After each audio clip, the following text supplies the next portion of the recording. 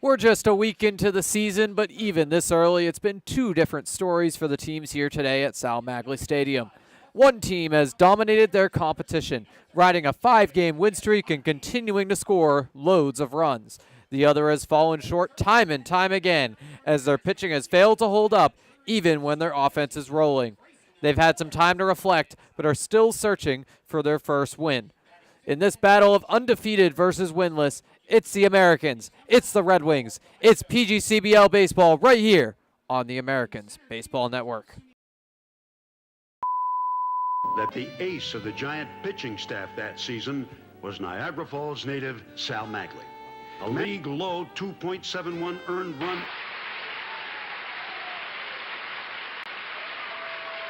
They chose Niagara Falls because of the stadium, because of the history, because they believe in Niagara Falls.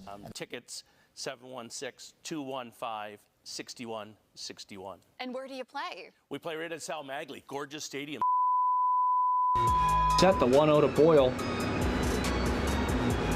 Is hammered to right field. Go, baby, go, baby, go. Come here, go, fence! Baby. That ball is way out of here.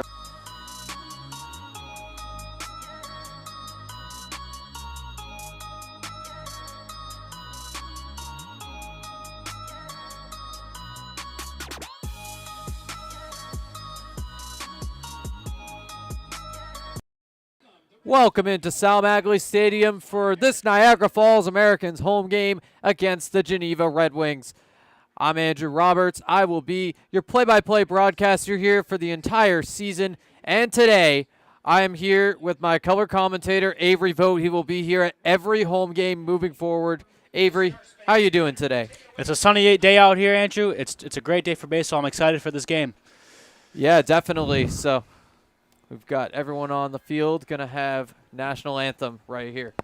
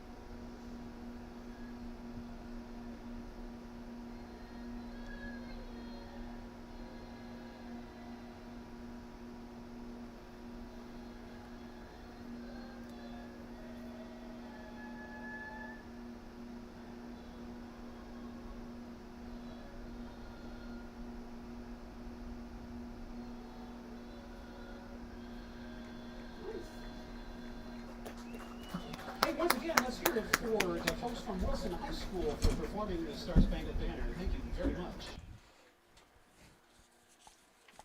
Welcome back here on the Americans Baseball Network for this game between the Americans and the Red Wings. Thank you so much to Wilson for the national anthem. But now we have a game in just a moment here. We'll take a look at the PGCBL standings. As a whole, the Americans in first place at 5-0, the Red Wings in dead last at 0-4. In between, the Tarp Skunks have fallen to 3-3 after losing 2 straight to the Americans. Muck Dogs sneak back into the playoff picture at 4-3, and the Double Days in that final playoff spot right now at 2-1. And Avery, Americans play them the next couple of days. How do you think that matchup is going to go here? Well, you see, when you got a team as hot as the Americans right now, anything is possible. I mean, if they keep this hot streak up, I think that we're in for some very good games, and hopefully the Americans pull out and keep pulling off these wins. Yeah, definitely. It'll be Red Wings here today, and the Americans have been very clear. They are looking to just keep it rolling, keep doing what they've been doing. They are hoping not to play down to the competition here.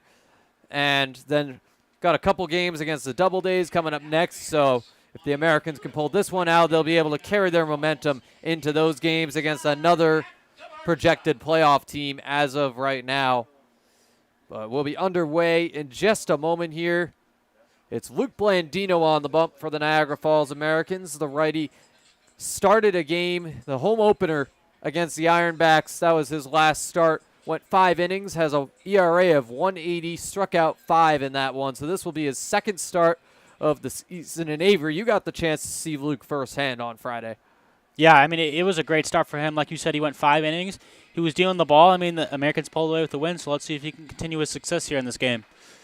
Yeah, and the Red Wings, their lineup is full of a lot of former Rochester Ridgemen guys. Their coach, Thomas Eaton, brought a bunch of those guys over. He coached there 2024 and then here 2025. So that is a good part of the lineup Luke Blandino will face. We'll give you the full look right here. Jules Conte will lead off and play second. Aiken Santana, the extra hitter, he comes from Rochester. Jack Turner in left field. He's a two-way player, has also started as a pitcher. Michael Uchi, the DH, he's batting cleanup. Jordan Perry in center field, bats fifth. And Brady Michelson, beginning the second half of the lineup, he plays third, also comes from Rochester. Elijah Benton, another two-way player in right field today. Brock Raderman plays first and bats eighth. Tyler Skaggs, the catcher, batting ninth. And Casey Burkroff, rounding out the lineup, playing shortstop. So, Avery, the highlights of this lineup are pretty much at the top. Conte, Santana, and Turner, the only ones with a batting average above 300 on the season out of this Red Wings lineup. And they're due up to face Blandino right now. But Jordan Perry from your own school, St. John Fisher, could be another factor. He was pretty good over there. Yeah, I mean, especially this year, the baseball team was doing pretty well this year. But like you said, the starting lineup for the Red Wings, their first three, they're pretty good hitters. So it's going to be a challenge for Blandino right at the start. So let's see how he handles it. All right, so yeah, top of the order. Coming up right here for the Geneva Red Wings, first up is Jules Conte, the second baseman, batting .500 on the season and just a few opportunities thus far. Takes the first pitch at the low edge of the strike zone for strike one. So one strike on him, and Blandino looking to keep his momentum going from his start in the home opener here. Swing and miss, and down 0-2 is Jules Conte. You love to see the start from Blandino. He's going out there throwing strikes. Yeah, definitely. And could it be a three-pitch strikeout right here is what we'll have to see. Blandino sets for the 0-2. He delivers. Swing and a miss. And there it is. Three-pitch strikeout. Jules Conte sent packing for out number one. So Blandino right out of the gate with some great swing and miss stuff, Avery. Yeah, I mean, 3 pitches, 3 strikes in and out, that's a great way to start the inning. I like what I see so far from Blandino. Hopefully he can keep this going. And here's Aiken Santana, the extra hitter today, has played a lot of third base for the Red Wings. One of the players, Thomas Eaton, the manager, brought over from Rochester last year as he fouls strike one off to the right side. Santana so far a .333 hitter, .750 OPS. Looking to be the first base runner here for Geneva. The 0-1 will go inside to even up the count. And Santana stepping back into the box for the 1-1 pitch. Delivers. That's in there right down the pike for strike two. And Santana not biting on that one. Interesting to see. Yeah, that ball looked like it was pretty close in the box, so I'm wondering if he swings here. For sure. I can't get much closer than that. And Santana has shown some patience here, but will it be too much? Not right there. Ball two in the dirt outside. Santana was thinking about that one. He had to pull back his bat on that. Looked like he was going to check swing on that. Yeah, breaking ball. Fooled him a little bit after that one right down the pike. That's sort of to get him thinking, oh, there's going to be one to swing on coming up. But no, switch up from Blandino. Now the 2-2 at his helmet to fill up the count. Gave him a little chin music on that pitch right there. For sure. And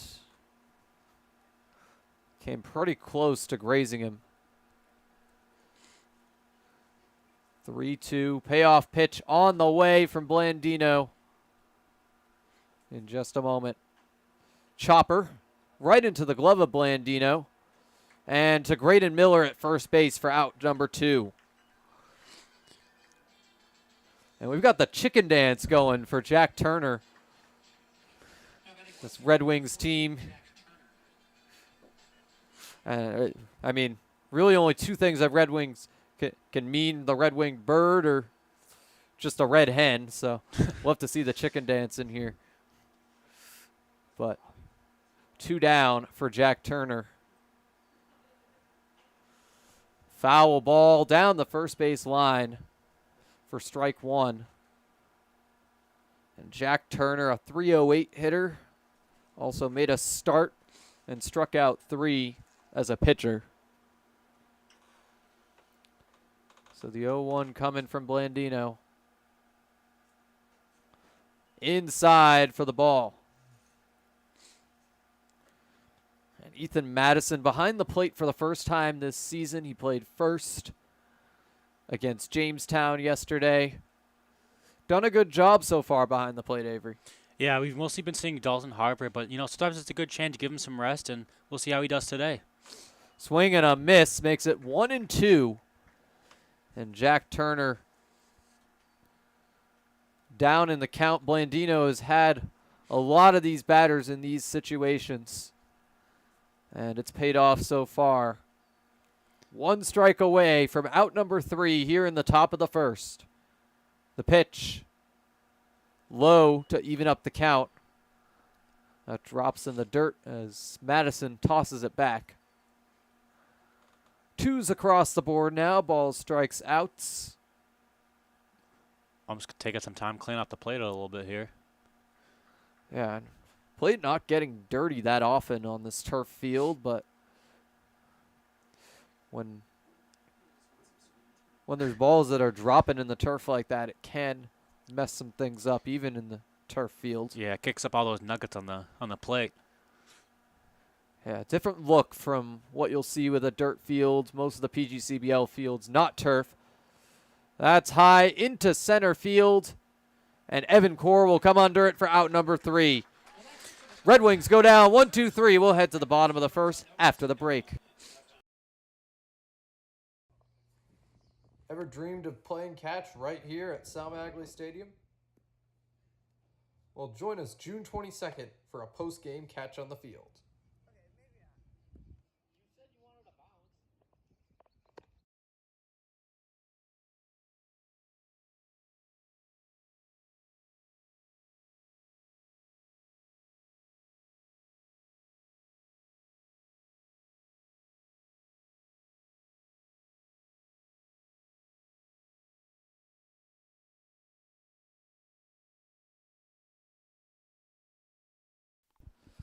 Back for the bottom of the first, and we'll give you a look at today's Niagara Falls Americans lineup.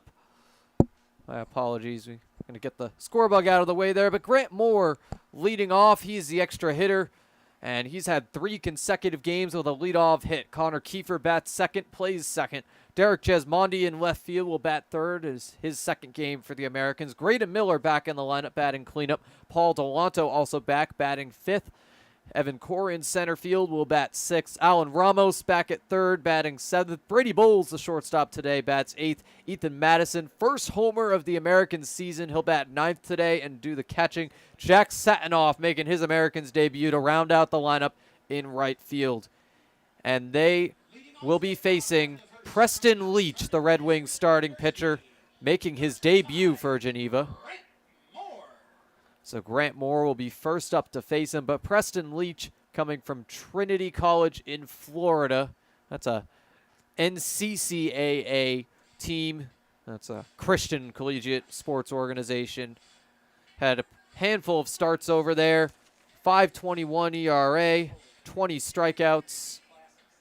But this is his debut here as a Geneva Red Wing, so be interesting to see what he has to offer here in the PGCBL, Avery. Yeah, especially, too, with the Americans leading off with Grant Moore, he is batting the ball as best as I can see. I mean, he's got a .556 batting average. This is going to be a test straight out of the start of this inning.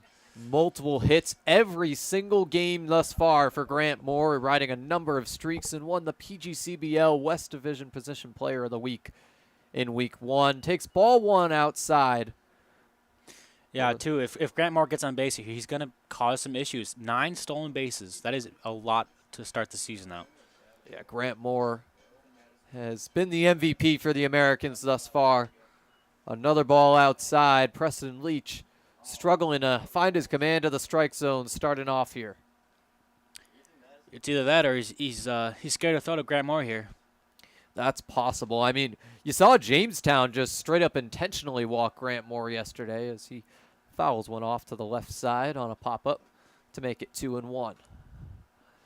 So, I mean, teams are catching on to how good a player Grant Moore is. I mean, the PGCBL recognition certainly helps, but Yeah, it gets his name out there, but it also kind of lets teams know that, hey, this guy's going to do damage.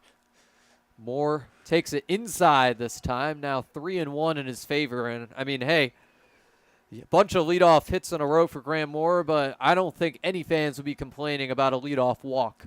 Yeah, because, if he gets on first, he's extending himself. He's going to go to probably second, take third. And there we go. The on-base streak for Grant Moore to start games will continue. Unfortunately, no leadoff hit here, but as I mentioned, a walk is going to be just fine for Grant Moore. Allows him to get going on those base paths. Yeah, let's see if he goes here on first pitch. Let's see what happens. And here's Connor Kiefer. It's his second game as an American. Had a double in his first. Batted last, now moving up to number 2 in the lineup, but certainly capable. He had some great numbers over at Alfred State. Strike one, catches the outside corner of the zone. Kiefer, a .325 hitter over at Alfred State, .250 so far as an American. Grant Moore goes, and he is safe in the second. Ball gets away, but he will hold up there.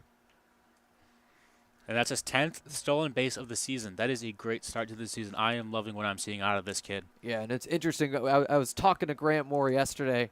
Stole just 24 at his season at Mount Vernon Nazarene University. He was saying sort of upped his confidence on the base paths down the stretch of the season. He's saying if he goes back to MVNU in the spring, he's going for that stolen base record back at his school. Ground ball picked up by Michelson, thrown across the diamond for out number 1. But Grant Moore stays on second after the stolen base. And next up, it'll be Derek Jesmondi, the first lefty Preston Leach will see today. Has yet to record a hit for the Americans, but certainly a patient hitter, a good at bat. He's walked multiple times so far this season. And we last saw Jesmondi against Jamestown on Sunday. Strike one on the outside corner as you've got Casey Burkroff, the Red Wings shortstop, in motion, making sure Grant Moore isn't going anywhere. Yeah, you got to keep someone watching him. He's dangerous on the base path. It's like he's puppy guarding him right there. Oof. Check swing, he went. It's 0-2 on Jesmondi. I don't know about that strike call right there. It seemed a little bit outside. Yeah, got to wonder if they were just saying it caught the zone, if they're saying he went on the swing. Ground ball down the third base line, goes foul. So Jesmondi stays alive here. Probably would have been a single or double had it gone fair. Yeah, if that was in play, I'm thinking Grant Moore easily could have made it home. Oh, yeah, with those legs, 10 stolen bases, looking for number 11 here at second base. And Leach will check on him before delivering on the 0-2 outside in the high corner for ball 1. Jesmondi redshirted his freshman year over at Mount St. Mary's, looking to gain some steam in the transfer portal through this season with the Americans. Burkroff still moving. Another high outside ball to even up the count. And look at Derek Jesmondi. He is not biting on these outside pitches. Yeah, I mean, for a batter, it's always difficult seeing balls when they're coming in, but, he's staying patient and not swinging on something he doesn't need to. Yeah, a smart at bat as always. This one, the complete opposite corner, low and at Jesmondi's feet. He's battling here. He was down 0-2. Now he's back up, and now it's a full count. Let's see what happens here. Yeah, that's the beauty of Derek Gismondi. No at bat is over when he's in the batter's box, even at 0-2. And look at that, 4 straight balls. Derek Gismondi walks, and already Geneva has given up 2 free 90s to the Americans. So 2 ducks on the pond for Graydon Miller, the cleanup hitter today. 231 batting average, but batted 287 with an 832 OPS in 2024 for the Americans. Leach checks on Moore again, then delivers. Strike 1, catches the low outside corner of the zone. And do you think there's any possibility of a double steal here, Avery? I mean, I like Grant Moore's speed, but maybe we'll see what happens here. You know, there's only 1 out, so you got a little room to work with. And Miller will have to dodge that one. Count is even at 1. So 1's across the board, balls, strikes, and outs. Couple of snake guys up on the board here. For sure. If only Connor Kiefer was still up to bat, then you'd have number 1 at bat as well. And a low ball to make it 2-1. A walk here would load the bases. And if you're Preston Leach, you do not want to do that. No, especially when it's your first start here. You don't want to give up easy walks. You want to get guys out, but he hasn't done very well so far. Yeah, this is what the Americans are doing without any hits. Once the bats really get swinging, could be dangerous. And it's a 3-1 count to Graydon Miller now from Preston Leach. I'm really liking this patience out of the Americans today. They're not swinging at anything they don't want. They're letting the balls go, and they're getting people on base. This 5-0 start has come through small ball, but runners are going. Strike 2. Called down the middle, but a double steal sends Moore to third, Gismondi to second, and almost like we manifested it up here in the press box. But Leach checking on Gismondi now. Huge lead at second. That goes outside. They'll call it ball 4 to load the bases, and even with the double steal, it wouldn't have mattered because now 3 walks given up by Preston Leach in the first 4 batters faced. Not what you want to see. Yeah, especially with Leach. He hasn't given up any hits yet, but walking 3 straight guys is not a very good look. He's got to get a little more control over him and maybe hit the strike zone a little bit more. Yeah, 3 out of 4 to be fair, but yes, nonetheless, it's Paul Delanto, the number 5 hitter, and he's DH'd a handful of games here. Strike 1 over the line to the lefty batter's box. Yeah, Andrew, I don't know about that call. This catcher's doing a good job of framing. The ump's got to watch these balls a little better. For sure, but another one well framed. Umpire won't fall for that one. It's 1-1.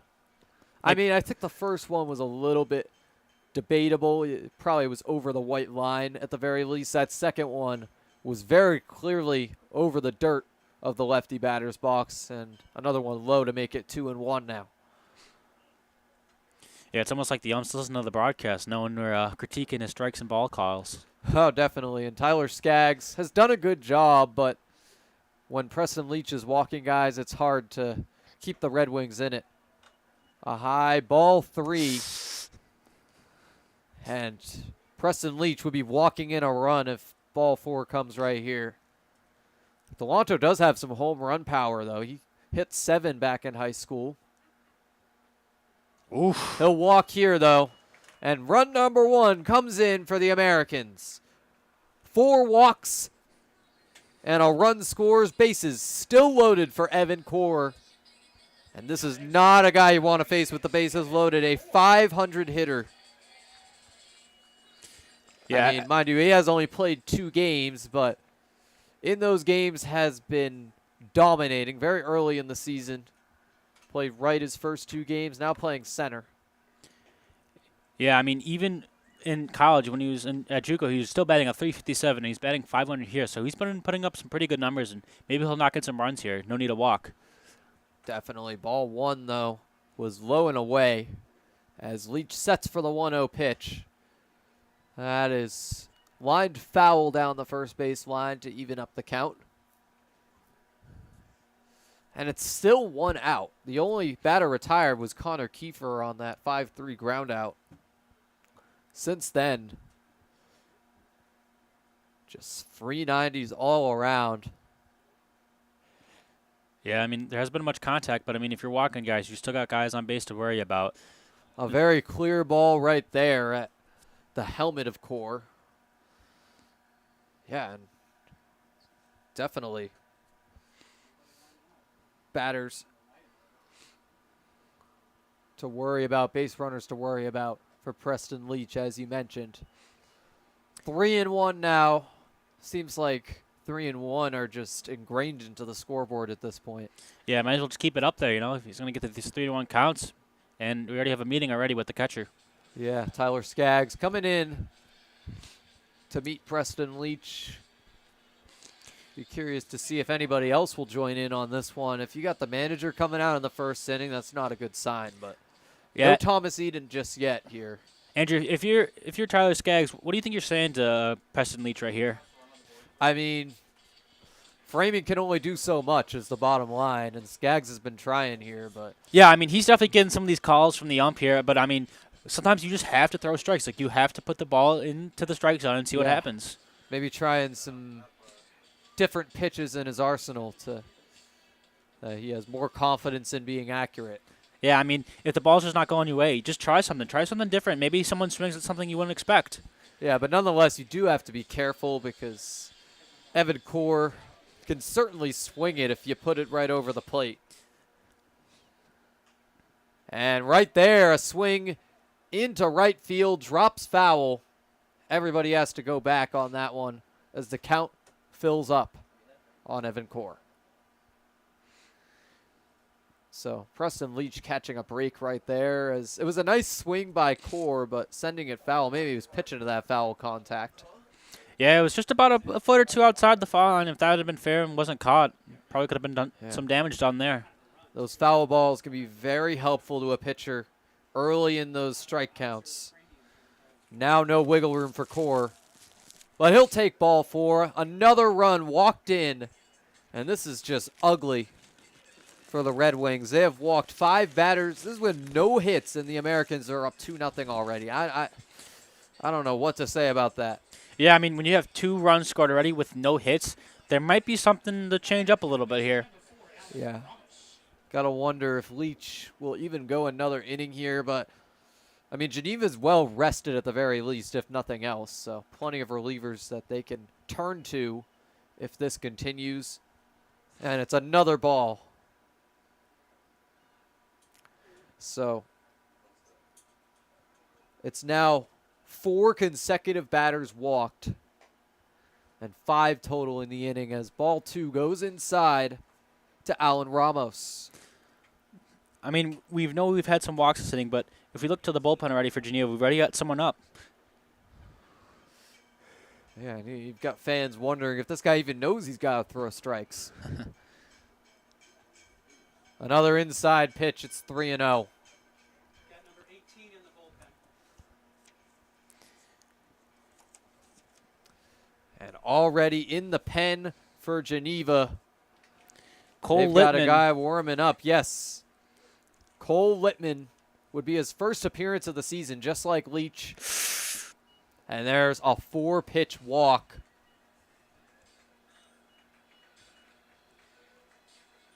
Five consecutive walks. The last 3 have scored a run. I mean, Andrew, you got to think. We don't have any hits yet. The Americans don't have any hits yet, and they've scored 3 runs. If we get hits out here, I think we really could do some damage today. Oh, definitely. You get some hits on that scoreboard, we could be talking about mercy rule here at Sal Magley Stadium. Wow. But strike 1 hits the low outside corner Feel like on Brady Bowles. feel like the first time we've seen him in a while, we've seen him throw a strike. Yeah, definitely. And fans continue to chirp this pitcher as Cole Littman warms up. It's 1-1 to Brady Bowles. And Littman certainly has shown he can be a capable pitcher for these Red Wings. He was there in 2024, a 4.86 ERA, so it would be interesting if he came in. But 1-2 to Brady Bowles as strike 2 finds the low inside corner this time around. Yeah, hopefully Preston Leach can get out of this inning, but, you know, if he keeps going this way, I don't know. Fouled off behind home plate. Yeah, and this would be a much needed out for Preston Leach if he's able to retire Brady Bowles. The 1-2. Way inside, and the count evens up. Preston Leach continues to struggle to find the zone. This is getting ridiculous out on the mound. Full count again. Another ball. Yeah, that one in the low outside corner to make it 3-2.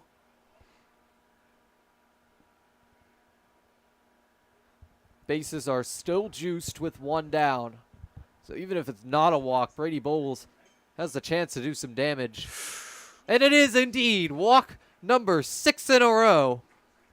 Oh, here we go. And fourth with a run. That might be it for the pitcher, Preston Leach. Embarrassment out on the mound. Yep. 6 consecutive walks. Here comes Lippman. Yeah, Cole Lippman coming out of the pen for the Geneva Red Wings. A second-year player for them, making his first appearance of the season. Comes from Allegheny, but his first year in Geneva went 2-0, a 4.86 ERA, and 15 strikeouts. So he might not be a superstar pitcher. At least some better command of the strike zone is likely with Lippman in the game. Yeah, hopefully, like we said, throw some strikes in there, over at Allegheny. Maybe he's got 15 strikeouts, so maybe he can produce some here. Because, I mean, the Americans will take the runs, but that was just ugly to watch. Yeah, I mean, especially, too, when you got 4 runs in with no hits. That's something you don't see every day, Andrew. Yeah, it's a strange box score. 8 batters, 7 walks. So the free bags just keep on coming to these Americans. And next up is Ethan Madison. And he hit a home run yesterday against Jamestown. If he goes yard here, that would be 8-0. I mean, that would be a terrific start for the Americans here. Just showing, what they can do. Even with no hits, we already got 4 runs, but if we get a home run here, too, get some Johnny Ryan for him.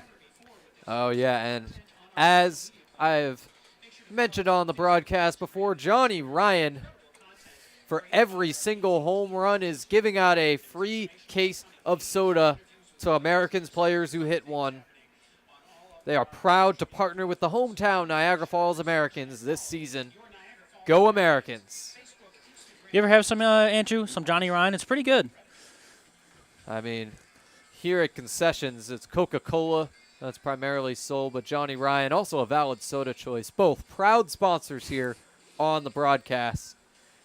And as we head to a new pitcher here for Geneva, I just want to mention, I mean, Preston Leach had an especially rough outing, but this is not unusual for Geneva pitching so far this season. They have allowed countless runs in every single game they've played. And that's why they're 0-4 right here. They've scored plenty. The problem is they are giving up so many runs time and time again. Yeah. Their last game, I believe, was 13-2. I mean, you're scoring runs, but you're just giving up too many to win ball game. Yeah, if you look at their game log, they have given up at least 9 runs every single game. Have already given up 4 here as the line drive gets past second baseman Jules Conte for the base hit. And Ethan Madison has his second hit as an American, drives in another run. You think the second baseman was sleeping out there? Possibly. That'll be ruled a single officially. So first hit of the day for the Americans. And a run is plated once again to make it 5-0.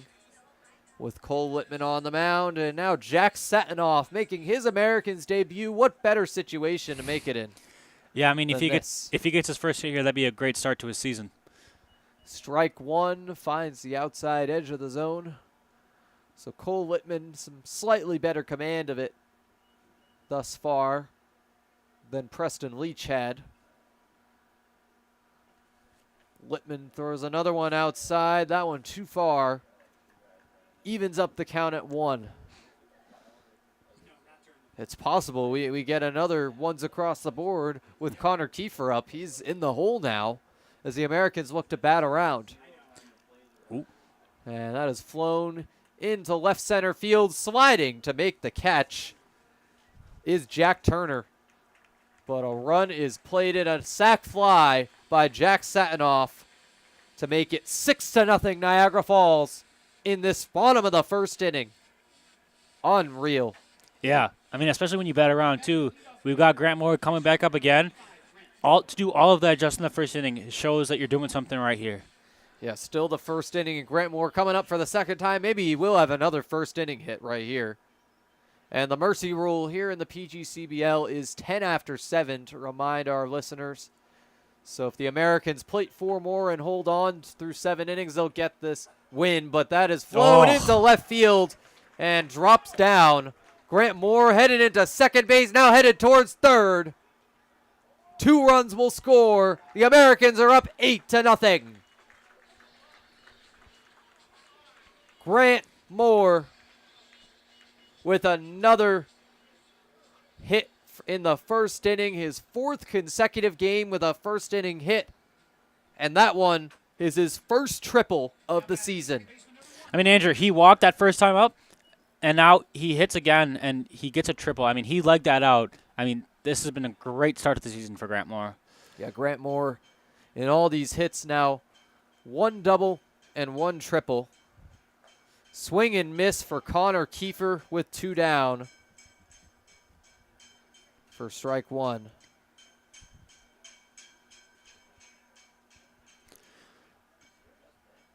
The pitch from Littman finds the middle of the zone to make it 0-2 to Connor Kiefer. Let's see if Geneva can get out of this inning here. I mean, allowing 8 runs, but at some point they gotta get 3 outs. Kiefer, one of just 2 Americans yet to reach base today. Oof, but he gets whacked. Yep. Now he's got a free bag. Handing out free bags like it's Oprah Whitney. You get a bag. You get a bag. Everybody gets a bag.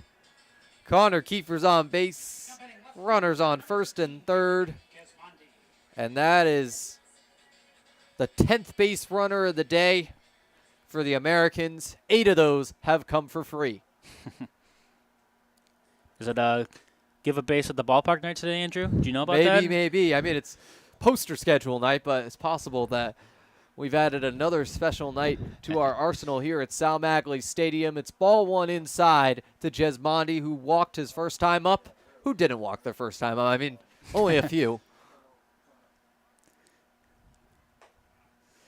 And that is outside to make it 2 balls.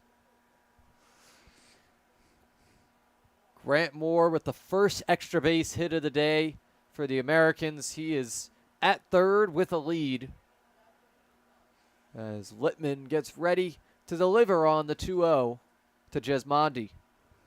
That finds the strike zone, outside edge to make it 2-1. You think Jesmondi will swing it much here, Avery? I mean, he doesn't need to. I mean, with so many walks, why swing if you don't need to? If you're going to get on base regardless, no point in swinging. Yeah, I mean, it's been a slightly different story with Cole Littman than it has been with Preston Leach. He hasn't given up a walk yet, even though he hit a batter. But now 2-2 as Jesmondi fouls it off to make it 2s across the board. It took a while for that second out. Yeah, maybe the Americans keep it going here, get a hit here, get some more runs across the board. Yeah, Jesmondi looking for his first of the season. Well, that is way outside and upstairs to fill up the count. Americans have already plated 8 in this inning with just 2 hits, and both of those have come off of Cole Littman. Leach walking a bunch of guys. And now the first walk given up by Littman loads up the bases again. You got to wonder how many batters the Red Wings are going to see in this inning. This is batter number 14 coming up. Graydon Miller for the second time today. He walked his first time up, of course. Yeah, I mean, it hasn't been easy for Geneva here, but I mean, for the Americans, you got guys batting twice already in this inning. It's no rest off today. Graydon Miller will go for the swing, and he misses for strike 1. Got to swing on some of them, make the pitcher feel good. Oh, of course. Bases loaded, though. So any hit, any walk will drive in more runs as it's 1-1 on the inside ball to Miller.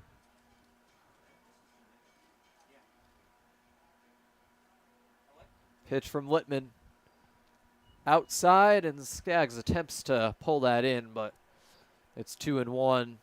Umpire not biting on those anymore. He knows it's been mostly balls here from Geneva.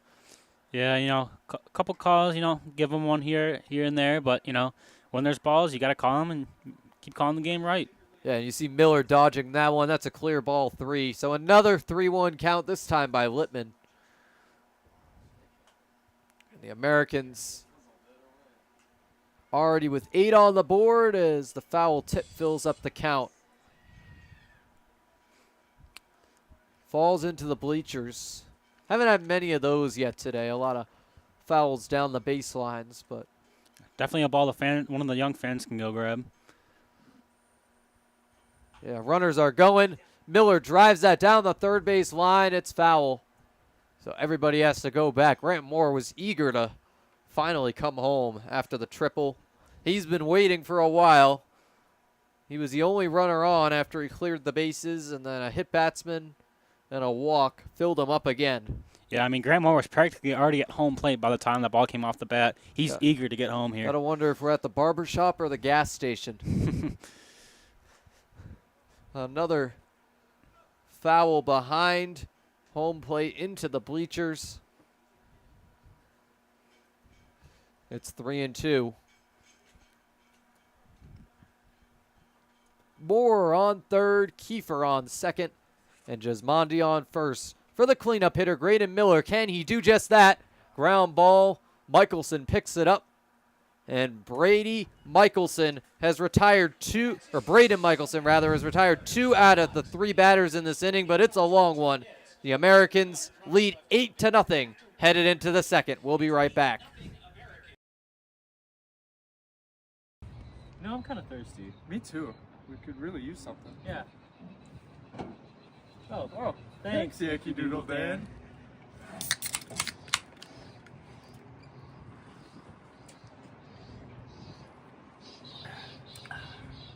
That's better.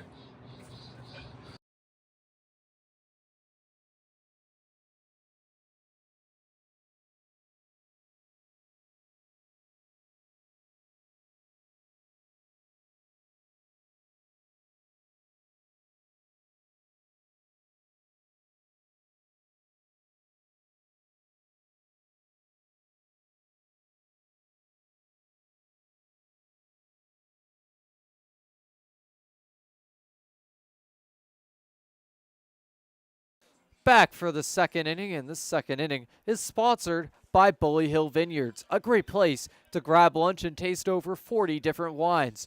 Go to bullyhillvineyards.com for more. Andrew Roberts back here with Avery Vogt for this top of the second, and the Americans scored 8 runs on just 2 hits as Geneva just kept giving up free bags throughout that first inning.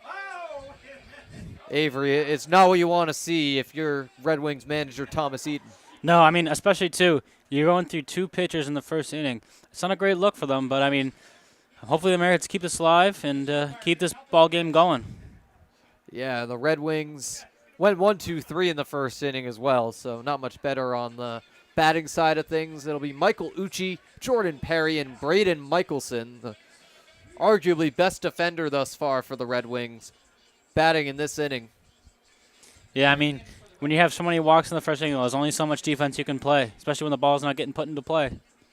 Yeah, and a couple of them went into play into the glove of Michelson, but that was about it, aside from the 2 hits the Americans put up. And here's Ucci. Had a good batting practice, but he's still looking for his first hit of the year. Takes strike 1 on the inside part of the zone. Andrew, you think Blandino sitting in the dugout so long is going to affect his game today? I don't think so. I think Luke Blandino, he's had plenty of experience here in the PGCBL. He's seen some long innings. He's just going to keep doing what he's been doing. That one was high and inside, excuse me. But Blandino setting for the 1-1 here. I think he'll be all right. Fouled off behind home plate into the stands. It's 1-2. So Blandino, another count in his favor after the 1-2-3 first inning. Yeah, I mean, he's going out here already. First batter up, just throwing strikes. Just attacking them right away. Definitely. And Blandino has the count in his favor. Now it's even as ball 2 goes over that lefty batter's box. Way outside to Uchi. Maybe getting him to bite on strike 2. The 2-2. Swing and a miss. And Uchi goes down swinging. It's the second strikeout of the day by Blandino. Jules Conte striking out in the first inning. But here's Jordan Perry. St. John Fisher product. Batted .321 over there, but still looking for his first Red Wings hit. And the first lefty that Blandino will face tonight. That is hard hit foul down the third base line into the stands. Not many people all the way down there. The fans that are here tonight are filling up the closer seats. Yeah, we got a couple of young brothers going for the ball. Yeah, kids sitting along the third base line, going all the way down to the end of the stands to pick up that foul ball on the 0-1 count. High and away to even it up here against Jordan Perry. Playing center field today for the Red Wings. Has not had any balls his way just yet. Maybe we'll see one later head his way, but maybe go over the wall. Outside to make it 2-1. One of the first hitters counts we've seen here for Geneva. Blandino has been seamless thus far. We're going to keep that up with one down and nobody on. Inside pitch makes it 3-1. Saw that a lot when the Americans were up to bat, but now Blandino with the 3-1 count pitching to Jordan Perry. Yeah, he's got. Think he can climb out of this? Yeah, I mean, he's got no one on. Just attack the zone here. Yeah, and he knows all too well to attack the zone, but a little off target. Goes for ball 4 upstairs and away. And after all those walks the Americans had, they give up their first to Geneva. Jordan Perry takes first base. It's Braden Michelson up next. Third baseman. Picked up 2 groundouts for the Red Wings in that first inning, but didn't do much for them with 8 runs scoring. And that's the 4th ball in 5 pitches by Luke Blandino. And we all know he's capable of finding that zone. We'll see if it happens here against Michelson. Another 2024 Rochester Ridgeman player that Thomas Eaton brought with him. The inside pitch that Michelson will have to dodge goes for ball 2.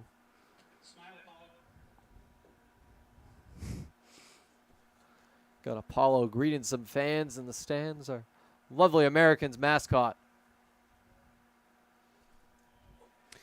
Yeah, and during that home opener, I saw him signing some autographs, getting to the fans out there.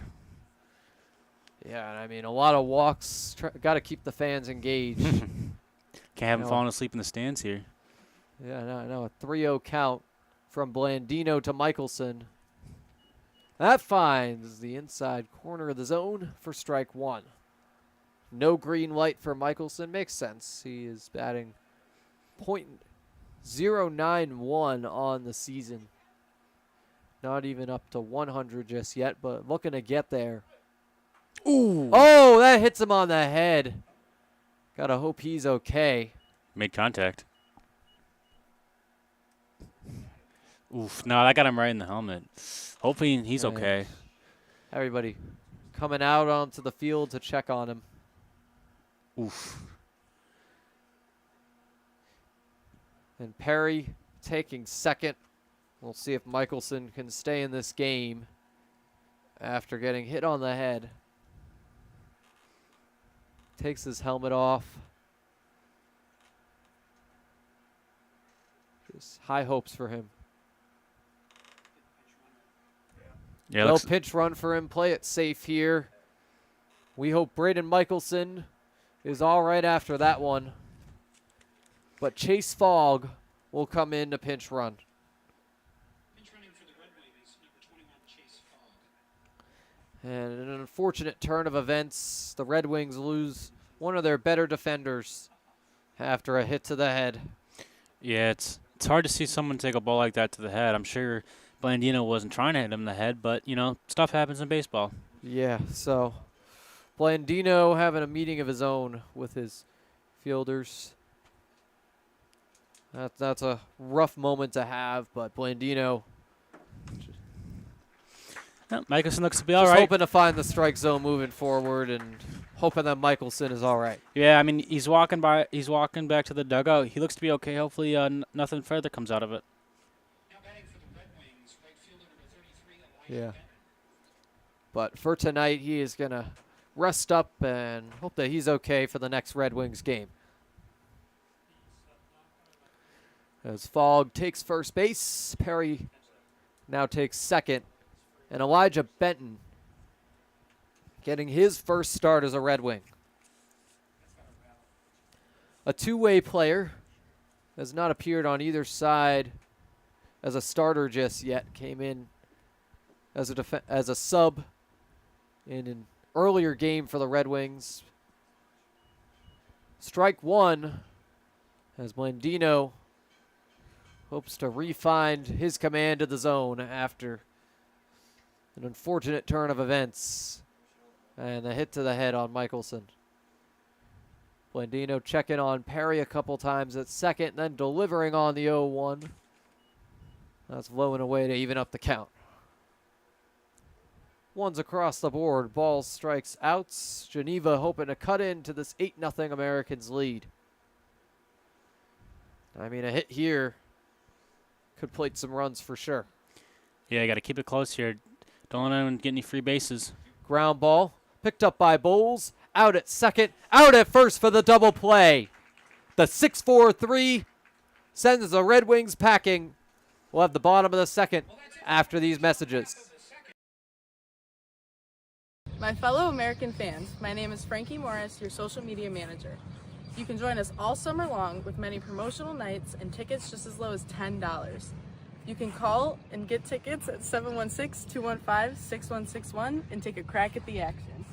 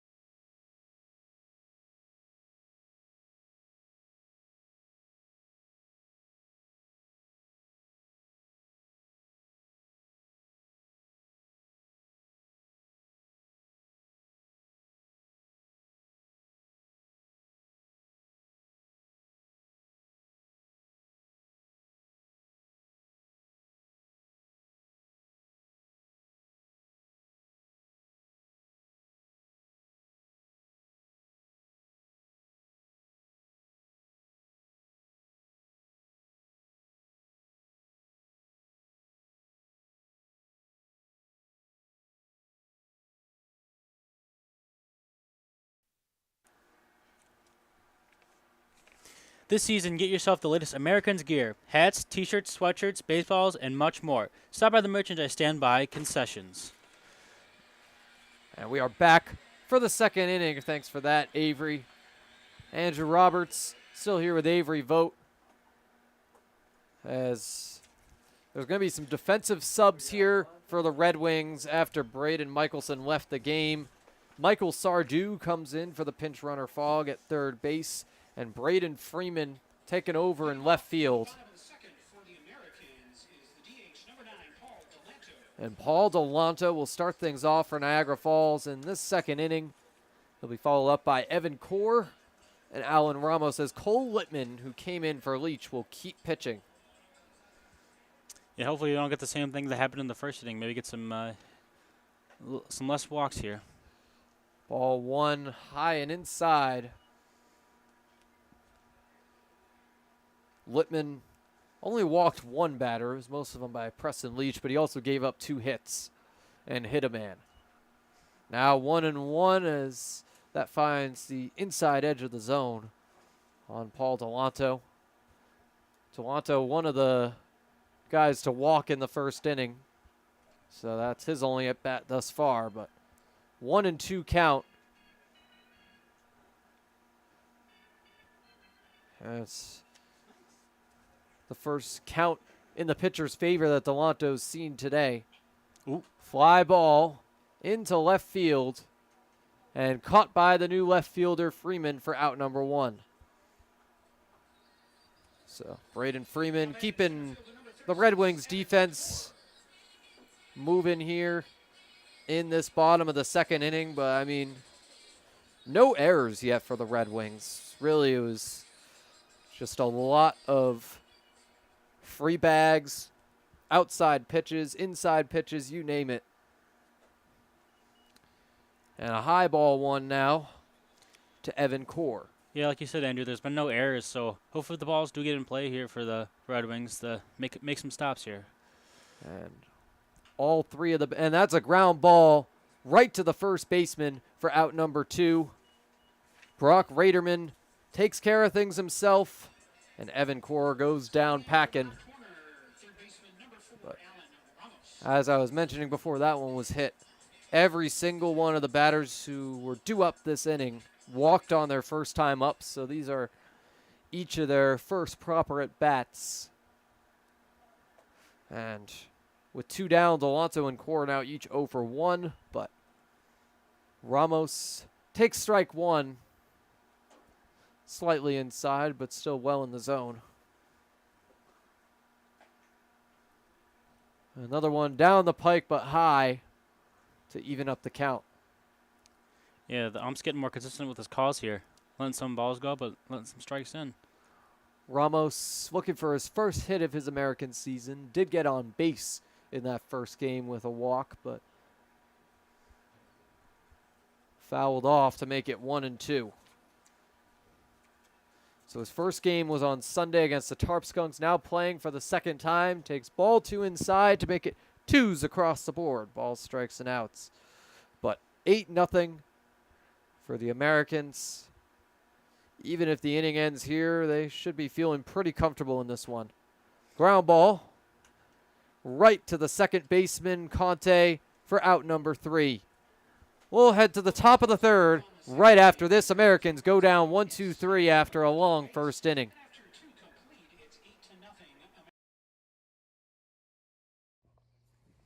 Ever dreamed of playing catch right here at Sal Magley Stadium? Well, join us June 22nd for a post-game catch on the field.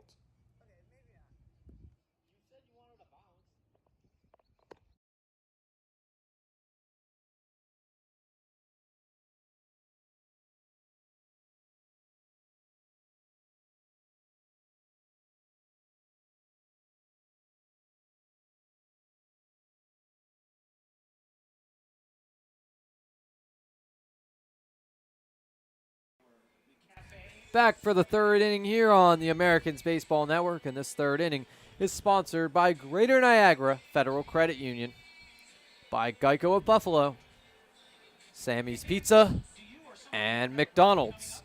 And with the Americans scoring 3 runs, well actually 8 runs in this game, but at least 3, all fans will get a free McCafe Frap with their ticket.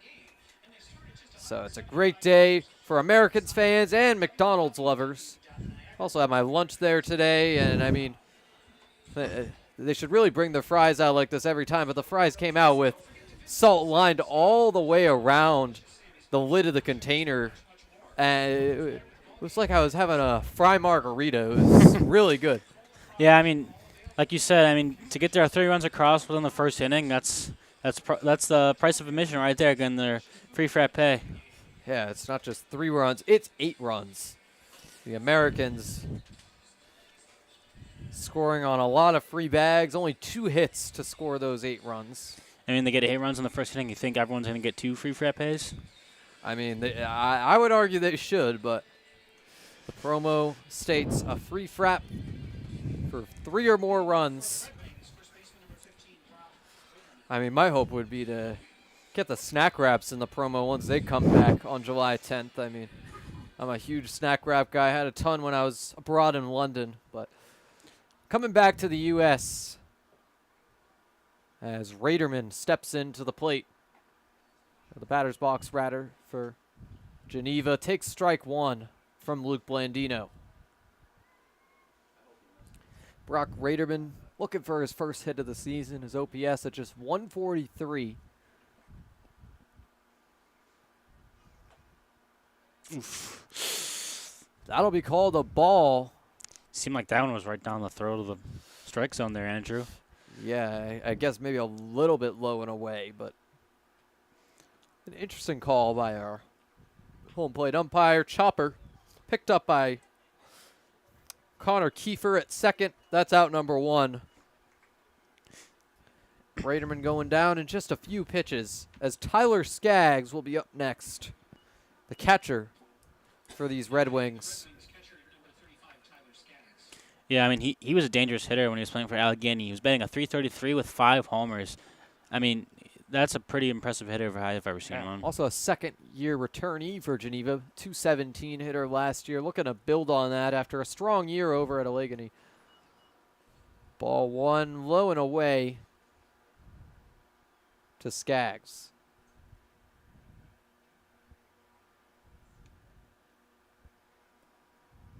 Pitch from Blandino goes upstairs to make it 2-0.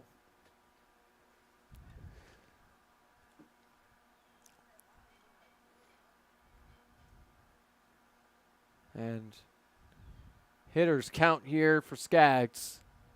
Oof. Now 3-0. Gotta wonder if Skaggs gets the green light here. I mean, unlikely here in the PGCBL, but I mean, at .333 batting average at Allegheny does speak some volumes. And yeah, when you're down by 8 runs, why not try something different? But he gets a strike anyways. Catches the low outside corner to make it 3-1. I don't think that was really a hittable baseball, though, unless he reached for it a little bit. Yeah, I mean, probably would have been some weak contact, too, into the infield. Oof. Skaggs thought he had that one for ball 4 there. Yeah, Blandino, that time right down the pike to make it a full count with 1 down. Yeah, Skaggs almost looked like he was about to take off the first base there. Got to come back. Gotta love Blandino painting the corners of the zone and then going right down the middle, mixing it up. Mm-hmm. Great pitch arsenal by him. Ooh, swing and a miss. Going from on the curving. Strike 3. Going from thinking you're taking first to taking a walk to the dugout. Walk of shame there. Yeah, breaking ball will send Skaggs packing. It's 2 down. As the final batter in this Red Wings order, Casey Burkroff up to bat. Another Red Wing looking for his first hit, but Blandino has been pitching excellently all game long. That strike 1 finds the low outside corner. He has given up no hits so far, so he's been doing pretty well. Hoping to keep that up, but it's 1-1 to Casey Burkroff.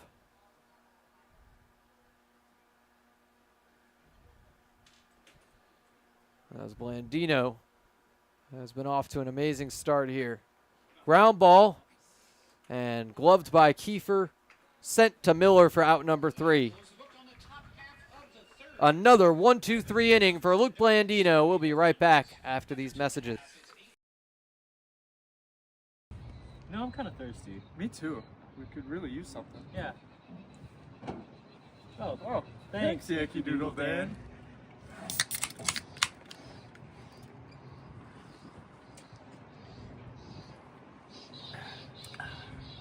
That's better.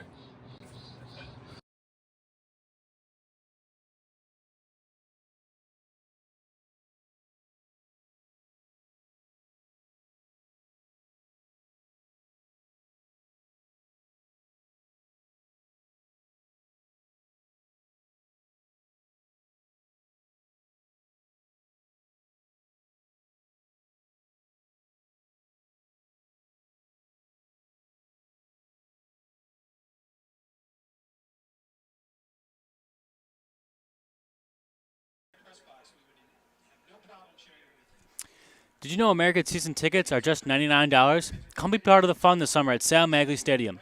Stop by the concession stands and pick up your season tickets today to be part of this historic season in Niagara Falls. Yeah, I mean, those season tickets, a bargain here at Sal Magley Stadium. But we're back for the bottom of the third inning. Andrew Roberts here with Avery Vogt. Thank you so much for that. But it'll be the bottom three of the order here for the Americans. Brady Bowles, Ethan Madison, and Jack Satinoff already up for the second time today in just the bottom of the third inning as the Americans lead 8-0. Hey, Andrew, if I wasn't up here in the press box, I think I'd be getting my season tickets for $99 if I could. Oh, for sure. Quite the deal with 23 home games, not even counting the out-of-league games against the Buffalo Diesel, Power City. Yeah, I mean, especially, too, the way the start these Americans have been off to, it's already been worth the price of admission. Yeah, I mean, when you're buying a sports ticket, you're bargaining on a win, but, I mean, the Americans have had plenty of those thus far, and with the season tickets, you're getting bang for your buck right there, about $2 per game, or rather 4, but a ground ball up the middle gets past the shortstop, Burkroff, and headed into second is Brady Bowles, and he'll be safe. Tag does not get there.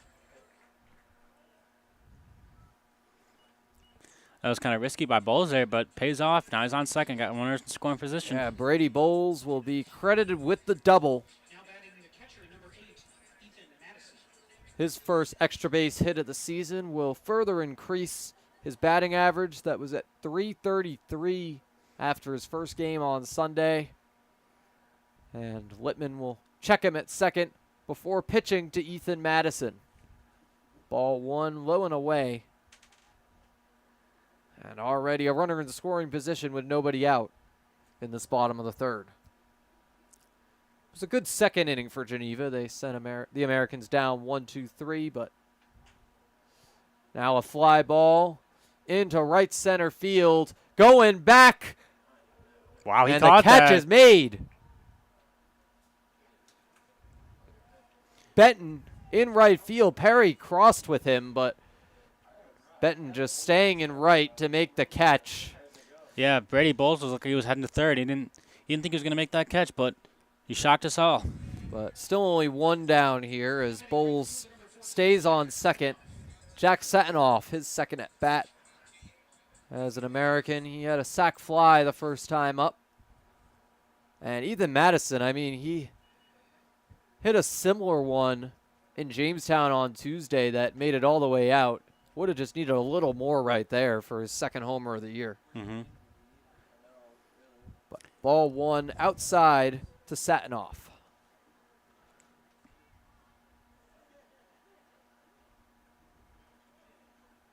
The pitch goes over the outside edge of the plate to make it 1-1.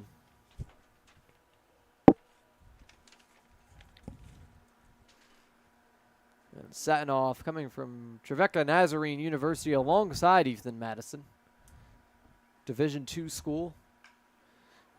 Line drive into right center. That's going to drop in the gap and go off the wall for the double. Brady Bowles coming around to score, and it is 9-0 Americans on the stand-up double by Jack Satinoff. These Trevecca Nazarene players coming in to Niagara Falls and making a lot of noise over these last couple of days, Avery. Yeah, I mean, they must be doing something right down there. Got a good hitting coach out there. Yeah, I mean, the homer by Madison yesterday, the double by Satinoff today. You saw him hit a couple to that spot in batting practice, even had a BP home run to right field. But Grant Moore is up next, and this is not who you want to see with a runner on second. And he's one of the best hitters in all of the PGCBL, but takes strike one. Walking a triple on the day, so he's 1 for 1.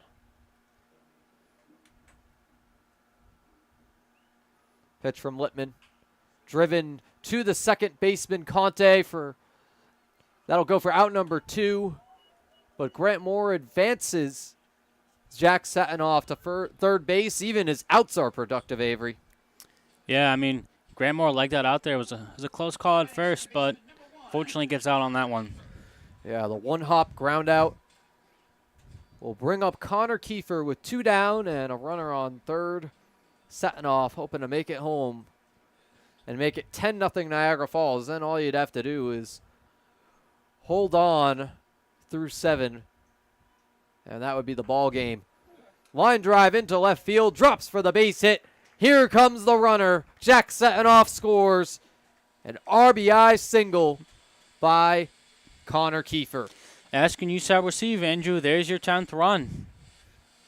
Yeah, these runs just keep coming for the Americans. And, I mean, they get to the 10 marker in only the 3rd inning.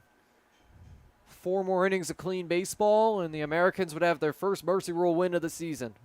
But a low ball 1 to Derek Gismondi, who's walked twice today. The only Americans hitter who can say that, despite all the walks. Gismondi, one of the most patient out there. He's walked twice in each of his 2 appearances for the Americans. Showing he's got some great patience at the plate, you know. Like we said before, he's just not swinging enough he doesn't want to, and it pays off with him getting on base. These Americans are a great small ball team, as I mentioned earlier. And it's paid off. 10 runs on 5 hits. That strike catches the outside corner of the zone. And 8 of these runs came in the very first inning, but now 2 more in the 3rd, as it's 3-1 to Gismondi. This is mayhem here at Sal Magley. The fans have gotten a treat from the hometown Americans today. In just 3 innings, a 10-0 lead. $1 a run here, Andrew. For sure, for sure. And that one gets away from the catcher, Skaggs. It's a pass ball, but also ball 4. Gismondi with a trio of walks. I mean, 4 strikeouts, they call it a golden sombrero. I don't know if there's a word for 4 walks, but Gismondi has 3 in 3 innings. He could easily get there. Graydon Miller is up next. Has walked and grounded out. The ground out that finally ended that 8-run parade in the first inning. Inside for ball 1 with 2 on and 2 out.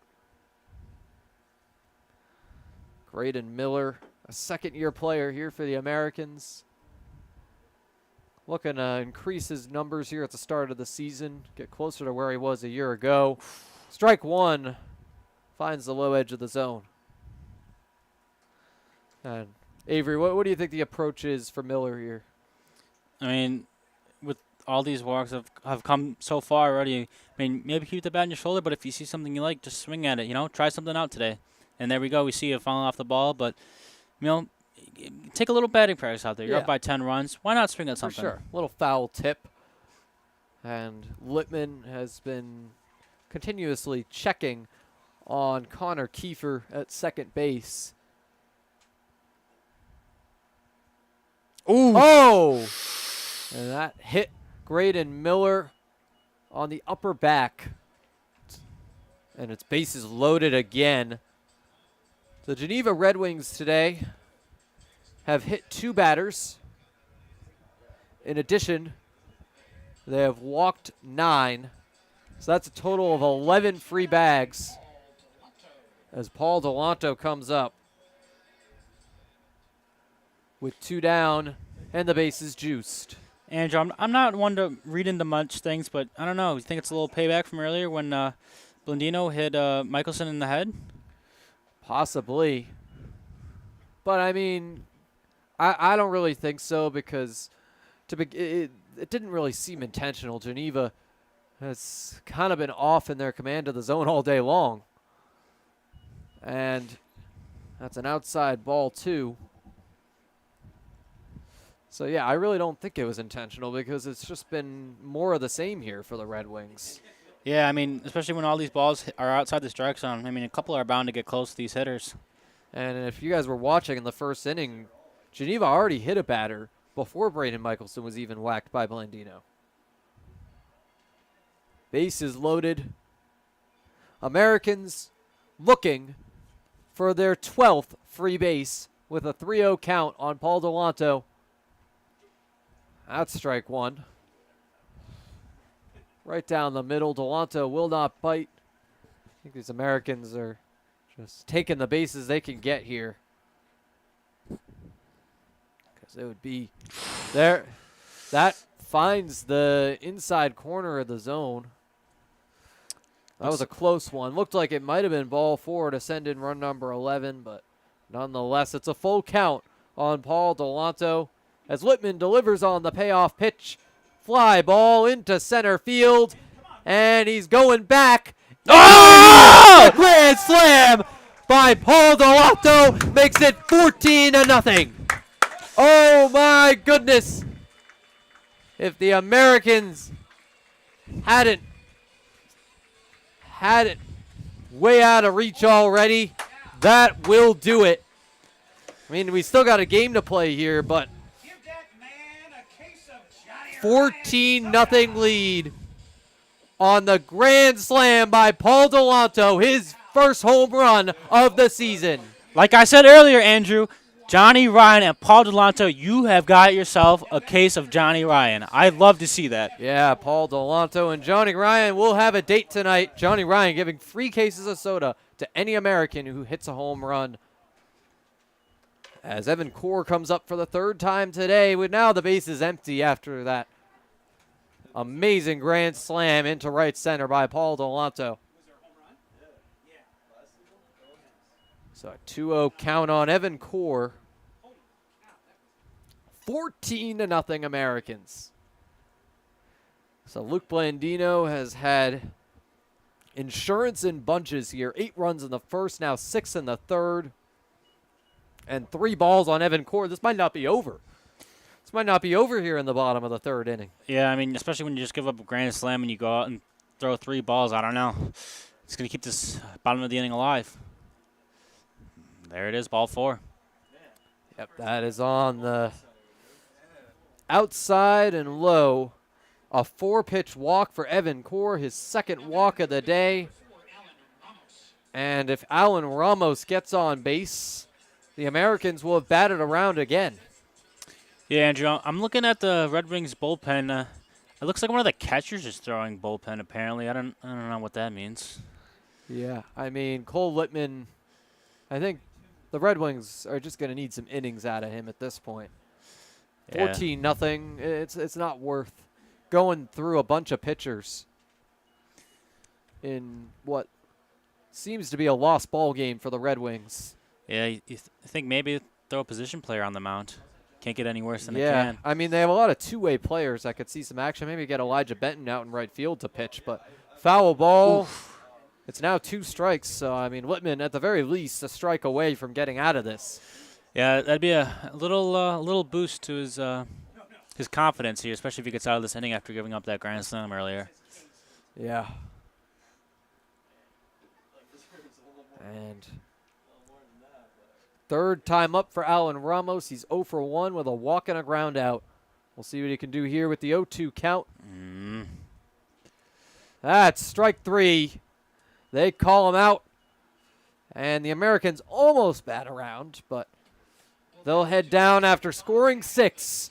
14-0 lead. The Paul Delanto grand slam really getting this game out of control. We'll be back for the 4th inning. Ever dreamed of playing catch right here at Sal Magley Stadium? Well, join us June 22nd for a post-game catch on the field.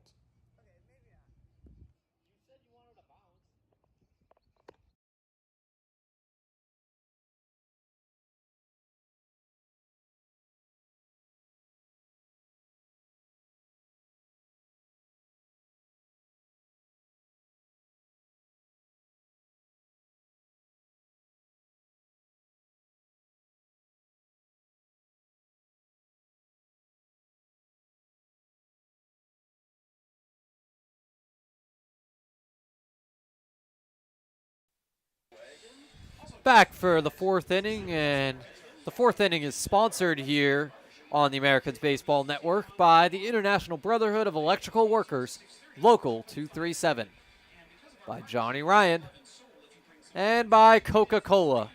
And as we mentioned, Paul Delanto will get his free case of Johnny Ryan.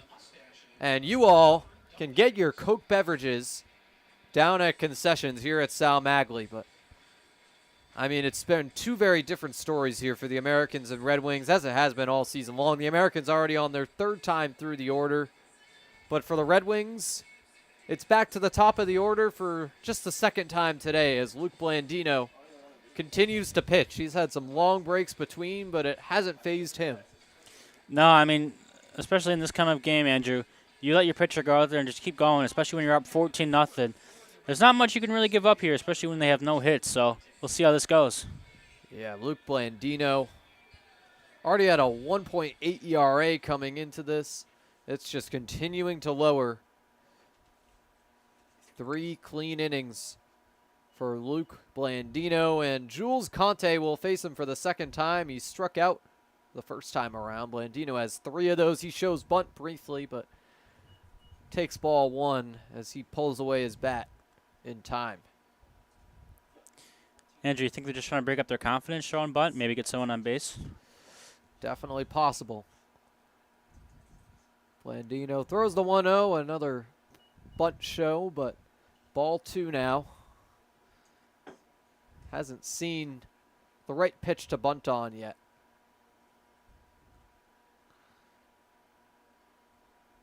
These have not been in hittable territory.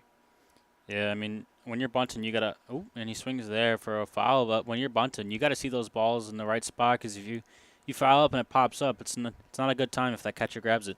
Yeah, and then if it gets a strike 2, you just got to stop because then any foul ball and you're done. Yeah, it's not a way you want to strike out, or at least just get out at least. 2-1 count now. 3-1 as ball 3 heads inside.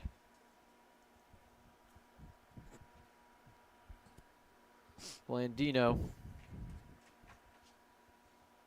looking to get out of this 3-1 situation here. Swing and a miss will help to fill up the count.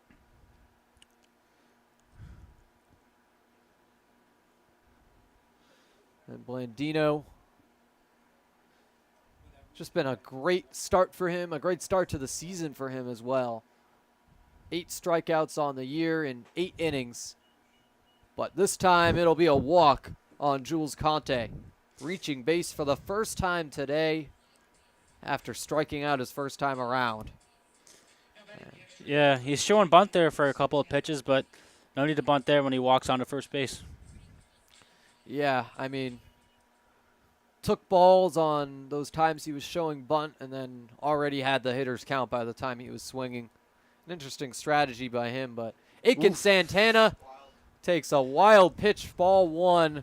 Conte will easily get into second base safely as it gets away from Ethan Madison.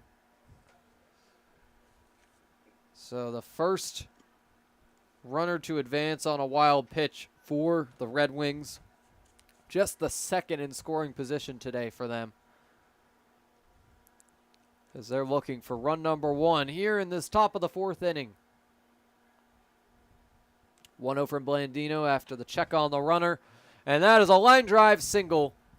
No hitter, no more here in the 4th inning. Runners on the corners as Aiken Santana with the first hit for the Red Wings. Santana, one of those players who followed Coach Thomas Eaton to Geneva from Rochester.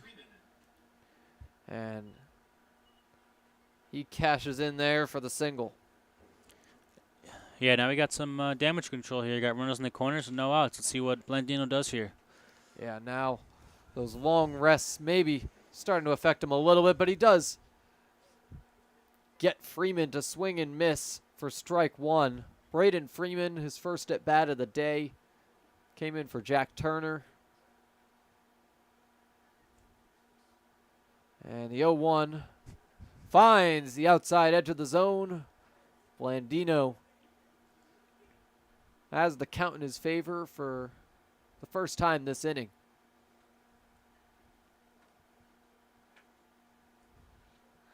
0-2. Chopper heads into the glove of Graydon Miller, out at second, but no out at first. Run will score. So Conte coming in after the leadoff walk on the RBI fielder's choice. So yeah, Geneva gets their first run of the game, and they're starting their offense to get going. Yeah, Hopefully. Braden Freeman now the only base runner. He's at first base. But Conte coming home to make it 14-1. Baby steps for the Red Wings here if they want to come back. But Michael Ucci fouls it off into the stands down the first base line. Ucci struck out his first time up in the second inning.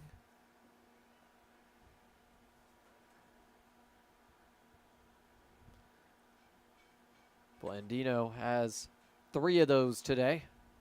Fouled off again to the first base side to make it 0-2 on Ucci.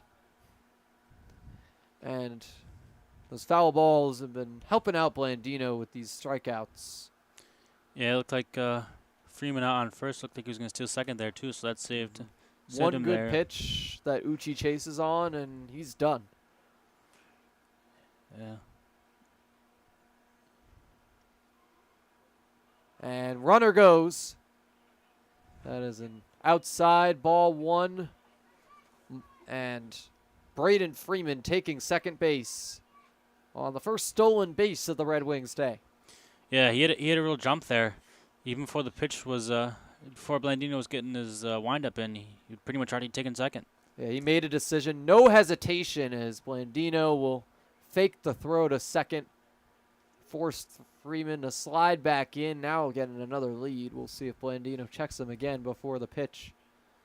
He'll look back a couple times, but then deliver on the 1-2.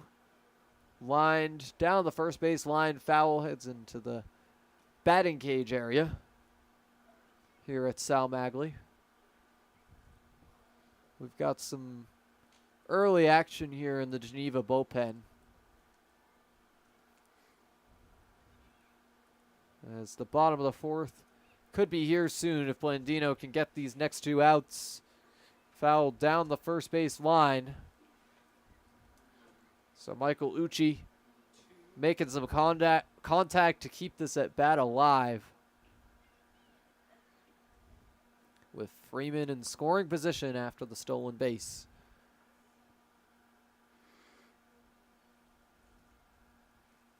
Blandino checks the runner. Now he goes on ball 2. Will the tag be in time? Nope. No. So Braden Freeman has taken 2 bases on this at bat alone. He's got some wheels for sure. Yeah, it looked like Madison was going to throw him on to third, but I guess not. Makes it there in time for Freeman. Yeah, Braden Freeman came into this game for Jack Turner. 2 stolen bases on the day now. As the count fills up on that ball 3 from Blandino. Just 1 hit and 1 run for the Red Wings, but run number 2 potentially is on third base right now. Ball 4. Oof. No, they'll call it strike 3 in the low outside corner. Yeah. Michael Ucci striking out for the second time today. 1 swinging and 1 looking. Yeah, Ucci looked like he was taking his steps again towards first base, but umpire called strike 3. Back to the dugout for him. And here is Jordan Perry. It's been a mixed bag for the Red Wings this inning. They did play to run for the first time this game, but Blandino has looked pretty solid as strike 1 is fouled off behind Jordan Perry. Walked his first time up. So he's gotten on base a few times here for the Red Wings this season, but yet to have a hit. 0-1 from Blandino, swing and a miss. So Blandino 1 strike away from sending the Red Wings up to bat. Or the Americans, rather.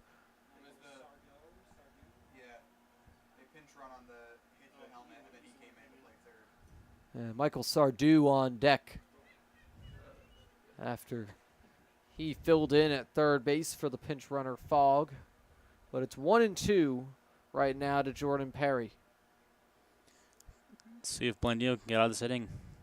Not letting that guy at third base, Freeman, come home. Yeah, I mean, it's a tough situation. Freeman took 2 bags on the last one. Chopper, and that is missed by Alan Ramos.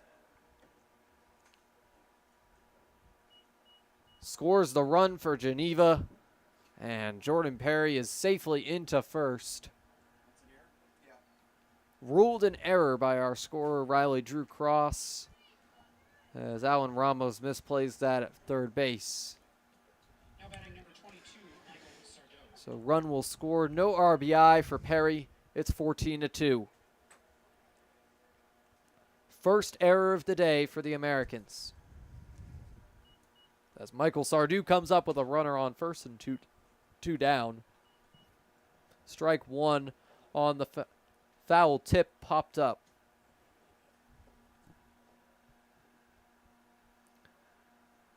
Blandino giving up 2 runs in this inning, only one of them earned. Try at second for the out, Yes. and caught stealing is Jordan Perry. We'll head to the bottom of the 4th inning after these messages.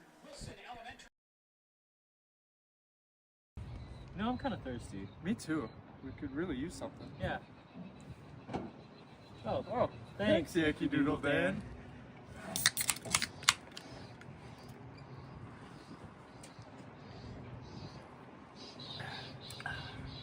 That's better.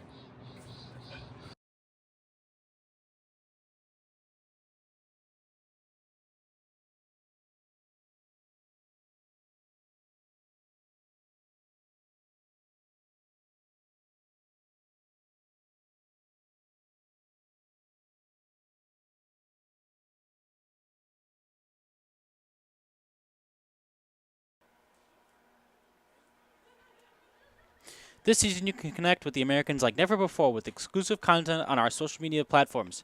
Make sure you follow us on Facebook, Instagram, TikTok, and Twitter. Yeah, thank you so much, Avery. Those ats are on your screen right now. At NF Americans on Instagram, at Americans PGCBL on Twitter, and at Niagara Falls Americans on Facebook, as well as TikTok. Shout out to our amazing social media team. Includes myself, Riley Drew Cross, Avery Vogt, Leah Fraun, and Frankie Morris running the show, though. They have been unbelievable. Yeah, Keeping our pages up and running. I've been doing some interviews lately, getting some good answers out of the players. Today was pregame meal, and the other day was favorite MLB player. It's always good to see what the players are thinking, more than just some ball players. Definitely, and as we begin the bottom of the 4th, some Americans coming up to bat now. Every single American batted in the 3rd inning, so in this 4th, things will start off once again with Brady Bowles, but a new pitcher for the Red Wings. Looks like Anthony Barton. As ball 1 is taken inside by Bowles. Yeah, looking at Barton's stats here, he's got a 13.50 ERA. That's not a good look. And you got a couple of Red Wings players now watching in the stands as strike 1 is fouled off. Kaz Zeisser and Cannon Van Duzer will sit in the VIP section behind home plate to watch this Brady Bowles at bat. Van Duzer also serving as part of the coaching staff over at Brockport, but as a student manager there. But 2-1 to Bowles on the outside ball.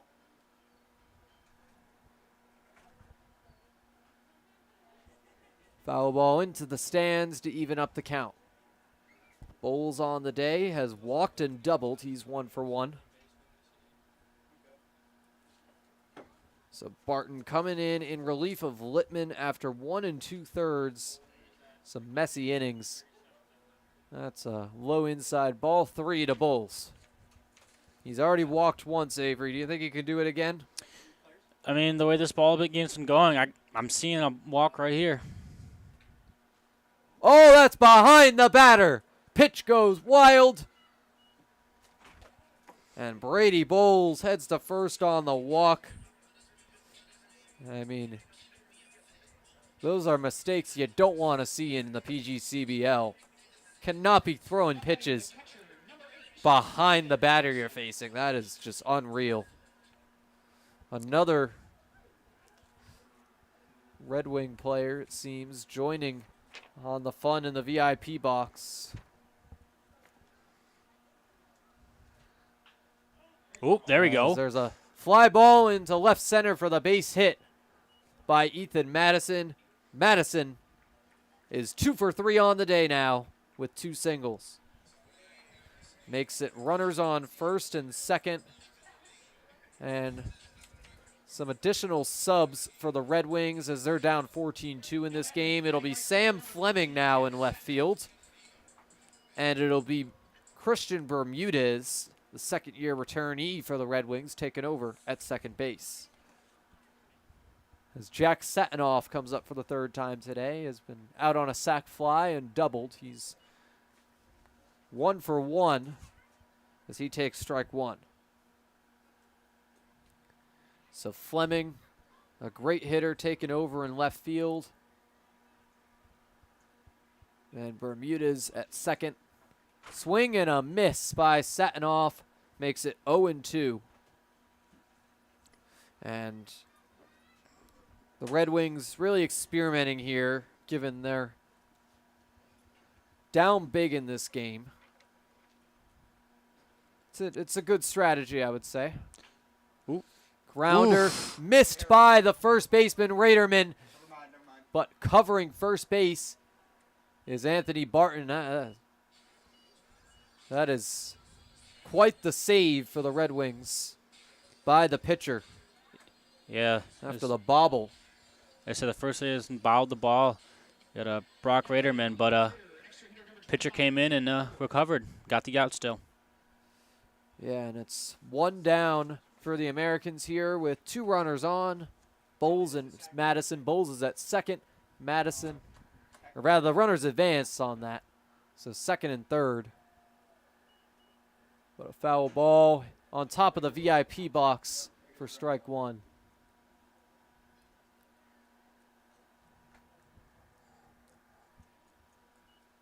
As Grant Moore up for the 4th time today in just 4 innings. I mean, are the Americans going to bat 7 times today? Gotta wonder. Yeah, I mean, every player going every inning, really getting your work and getting some at-bats there, seeing some balls, and hopefully improving on their batting skills. Yeah, for sure. Grant Moore already has plenty of those. He's walked and tripled today. He's 1 for 2. Ball in the dirt to make it 1-2. And 2 runners in scoring position for him with 1 down.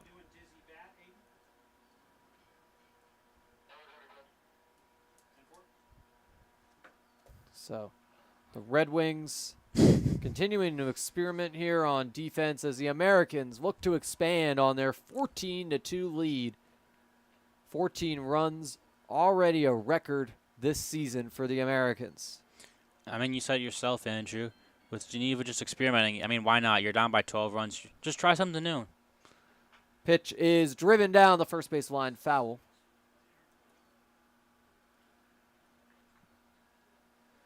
So just to remind everyone of this Red Wings defense, it's Sardu, Burcroft, Bermudez, and Raderman in the infield. Fleming, Perry, and Benton in the outfield. Barton pitching to Tyler Skaggs, the catcher. And it's 2-2 to Grant Moore.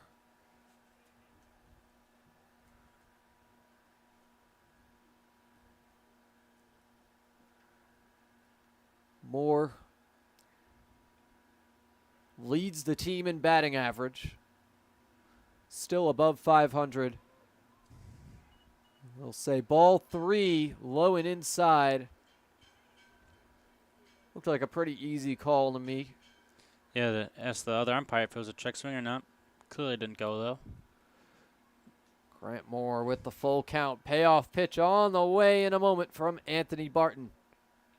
A speeding pitch. Fastball down the middle. And Grant Moore swings and misses for strike 3. Out number 2 on these Americans. A rare strikeout by Grant Moore. Yeah, I mean, Barton seemed like he had some gas on that. His head flew off, so it seemed like he was throwing some serious heat right there. Oh, yeah. And not every pitcher here in the PGCBL has that kind of speed, but Barton attending Division II Miles College. Fastest pitchers usually Division I guys, as you would expect.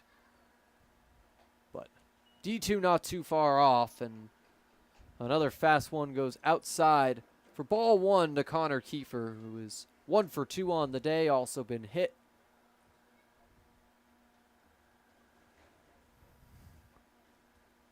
Barton with the 1-0 way outside, and looks like the focus here has been more on flaming speed than finding the strike zone. Yeah, it seems like Barton's throwing the ball into the other batter's box. You got to maybe take a little bit off his fastball and just keep it in the zone. Almost a problem I see across baseball in 2025. There's so much emphasis, as that one's fouled off behind the plate, on swing and miss stuff that sometimes efficiency gets lost, and those soft contact ground ball pitchers get lost in the mix. But honestly, I think those are some of the best pitchers with how many elbow surgeries are happening in today's game. But Connor Kiefer taking a beating today. He's hit for the second time. That loads the bases. Yeah, he's going to have some bruises showing up tomorrow, but he's taking the ball like a champ and gets on base. Taking a couple for the team. Yeah. And Derek Jesmondi, the third batter to come up for the 4th time in 4 innings. This is fun for the Americans and fun for their fans, but certainly not for the Red Wings.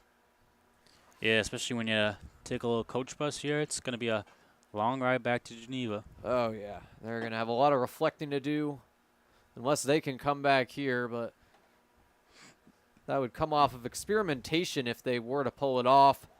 Pop-up will drop into the stands. Foul. It's 0-2.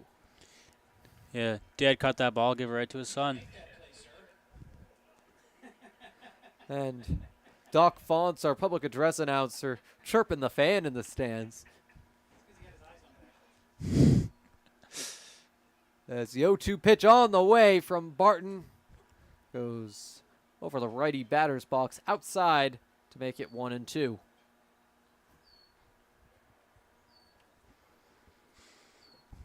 We want to thank all of our viewers here on the broadcast. 2-2 count, 2 down. Americans still with the 14-2 lead, but 2 more runners in scoring position. And Miller, or Jesmondi rather, would represent run number 18. Foul tip.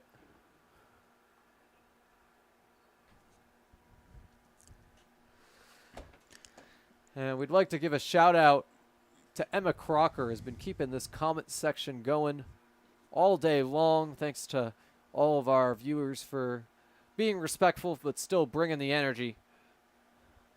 And foul ball into the netting on this 2-2 count. Yeah, we even got Roland in the comments going there. He's one of our box office managers. Does a great job with Teddy O. Yeah, our box office has been doing an excellent job this season. I mean, hoping to give them some more season ticket sales with our reads here on the broadcast. But yeah, it's a full count to Derek Jesmondi. In this 14-2 ball game, will Jesmondi plate run number 15? Yes, he will. All runners going. And it's 15-2 Americans. Graydon Miller up next. He's walked, grounded out, and been hit. So no hits today, but he's had plenty of time on the base paths. And takes the ball outside. Could the walk parade start again here in the bottom of the 4th inning? I mean, I wouldn't mind to see it, but, you know, it's the summertime. It's all about parades. Let's keep it going.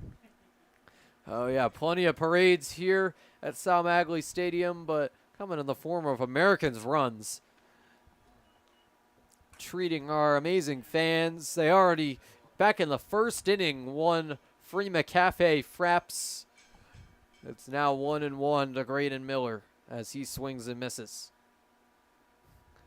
Pitch from Barton. Popped up, foul territory. Chasing after it is Raderman, but that'll be out of reach. Yeah, he had no chance on that one. That one's way out of the field, so keeps it going, but 1-2 count now coming up. Yeah. Count in Barton's favor after a long mix of hit batters, walks, bases still loaded with 2 down. Graydon Miller, the cleanup hitter, fouls another one off behind him. And I mean, Paul Delanto was the one clean up the bases earlier today, the number 5 hitter. If Graydon Miller did it now, that would be almost 20 runs here for the Americans. Oof. But Miller showing some more patience. Will take ball 2 on the outside corner. Low and away. Yeah, if he does clear the bases here, 18, 19 runs, it's not something you see every day. Ground ball. Heads towards the shortstop, Burkroft. Opie's beats it out. First, Graydon Miller beat it out. Run number 16 coming in. It's an infield single by Graydon Miller. Bases still loaded for Paul Delanto. I mean, trouble here for the Red Wings. Could he do it again? Yeah, I For mean, the 2nd straight inning. it looked like there the shortstop, Casey Burkhoff, kind of took his time there, but, you know, Graydon Miller beats it out and gets on base. Yeah, that would be run number 20 if Delanto can give us an encore here at the barbershop. But ball 1 outside to Delanto right now.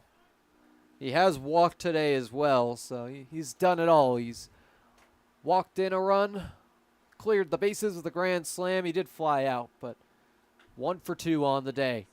I mean, maybe if he does it again, who knows? Maybe a little 2 packs with Johnny Ryan wouldn't be a bad day for him. Oh, yeah.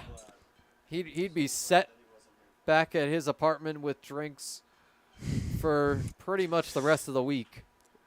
Ground ball picked up again by Burkroft. They'll get the out at second. An easy one here. The force play will end the inning. It is 16-2 Americans. Now up to 8 hits as we head to the top of the 5th after the break. My fellow American fans, my name is Frankie Morris, your social media manager. You can join us all summer long with many promotional nights and tickets just as low as $10. You can call and get tickets at 716-215-6161 and take a crack at the action.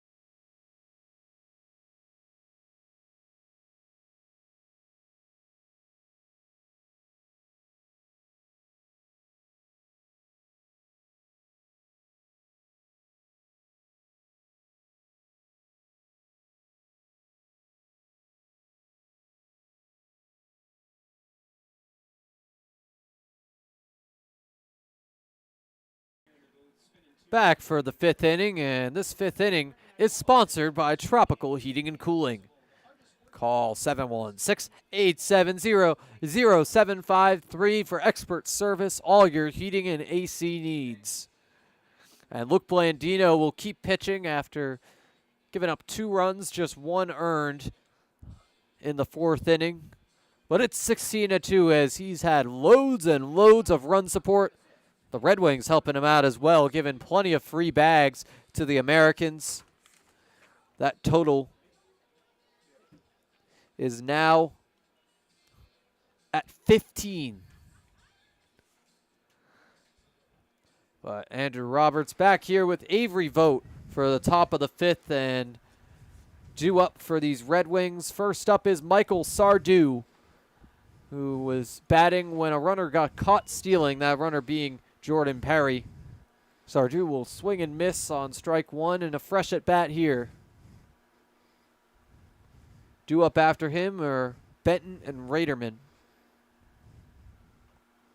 Oof. That's strike 2. So already in an 0-2 hole is Michael Sardu. Avery, what would you do to climb out of this? Honestly, swing out of my shoes here. Hope to make some contact. Never played baseball, but that's what I do at least. I mean, not a bad strategy when you're down 14. You got to swing for the fences. But Yeah, maybe not on that pitch, but I mean, that was an obvious outside pitch as Madison has to dive for it. be like my golf swing right there. For sure. But 1-2 pitch from Blandino. Check swing, and he went. Strike 3. It's the 5th strikeout by Luke Blandino, and Michael Sardu had 2 tries in a row. The first cut off by a caught stealing. The second, a strikeout. He goes down swinging. And Elijah Benton coming up to bat for the Red Wings with 1 down.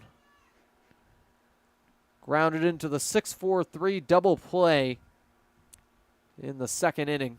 Ooh. Foul tip behind him for strike 1. Red Wings just 1 hit. They've scored 2 runs. It's kind of funny here. Both teams have double the runs they have hits. And for the Americans, it's been a lot of free bags. The Red Wings, just the fact that Blandino's not giving up a lot of hits. Yeah, I mean, these regular... Up the middle. And it'll be caught for out number 2, as you were saying, Avery. Yeah, I mean, these Red Wings, I mean, they don't, like you said, they only got 1 hit on the board, but they're still getting some runs across, so it's not totally a dud of a game for them, but they're still down by a lot of runs here, Andrew. I mean, it's the story all year for the Red Wings. Their bats have been all right, but their pitching has just not been able to hold up. Yeah, it's like the old saying goes, defense wins championships, and when you don't have great defense going for you, it's kind of hard to win some games. The Americans have been playing great on both sides of the baseball. But ball 1 to Brock Raderman. I mean, like you said, Andrew, when the Americans are playing good on both sides of the ball, your team's going to keep rolling. And like we're seeing right now, you're up by 14 runs. Not something you see every day. That is a fly ball into left center. Evan Core comes in to make his 2nd consecutive catch. But the Americans will send the Red Wings down 1-2-3 in this top of the 5th. We'll be right back.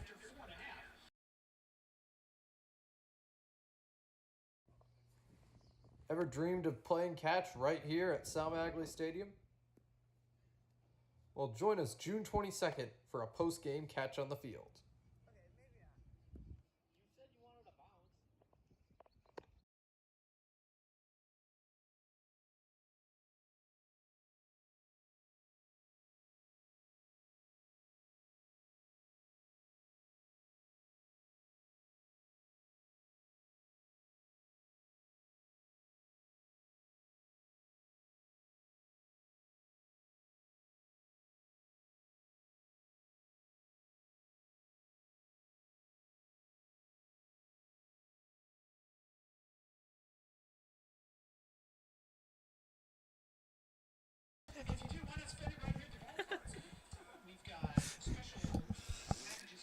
Fans, you or someone you know have a birthday coming up? Why not spend it with the Americans? Package include 10 tickets, 2 large Sammy's pizzas, 10 drinks, a customized Wegmans cake, autographed Americans baseballs, and special recognition at the game, starting at just $175. Sign up online at www.niagarafallsamericans.com. Yeah, your birthday can be celebrated right here at Sal Magley Stadium, sponsored by Wegmans and Sammy's Pizza. And speaking of kids, we'll keep it here after this 5th inning for the Wegmans Kids Run. And all these kids are going to be racing Yankee Doodle Dan down on the field. Yankee Doodle Dan testing out his undefeated record in the kids' run. Small sample size right now, just one game that it was ago because the rain in the Jamestown game on Sunday canceled it, but Evan Core leads off the inning for the Americans here against the still pitching Anthony Barton. That's a low ball one.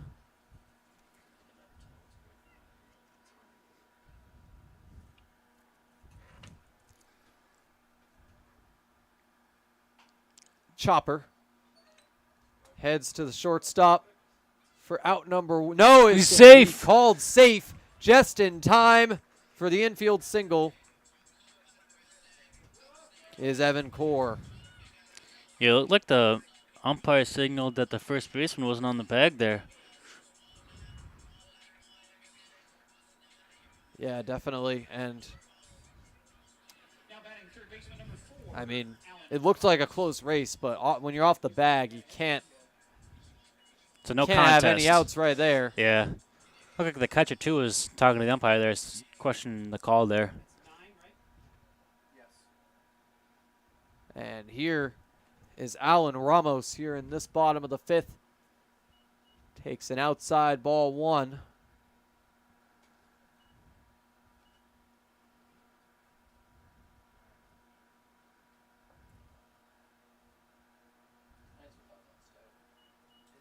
Another one low and away for ball two. Or low and inside, rather. 2-0 count. Pitch from Barton just outside to make it 3-0.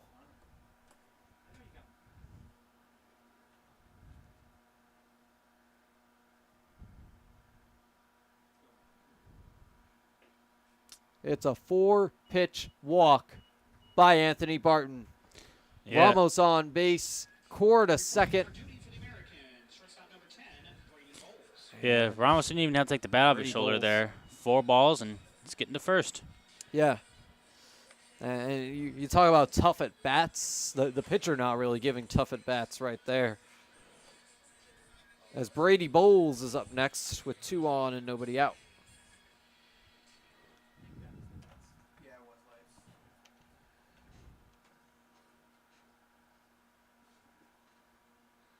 And Bowles on the day has doubled, walked twice.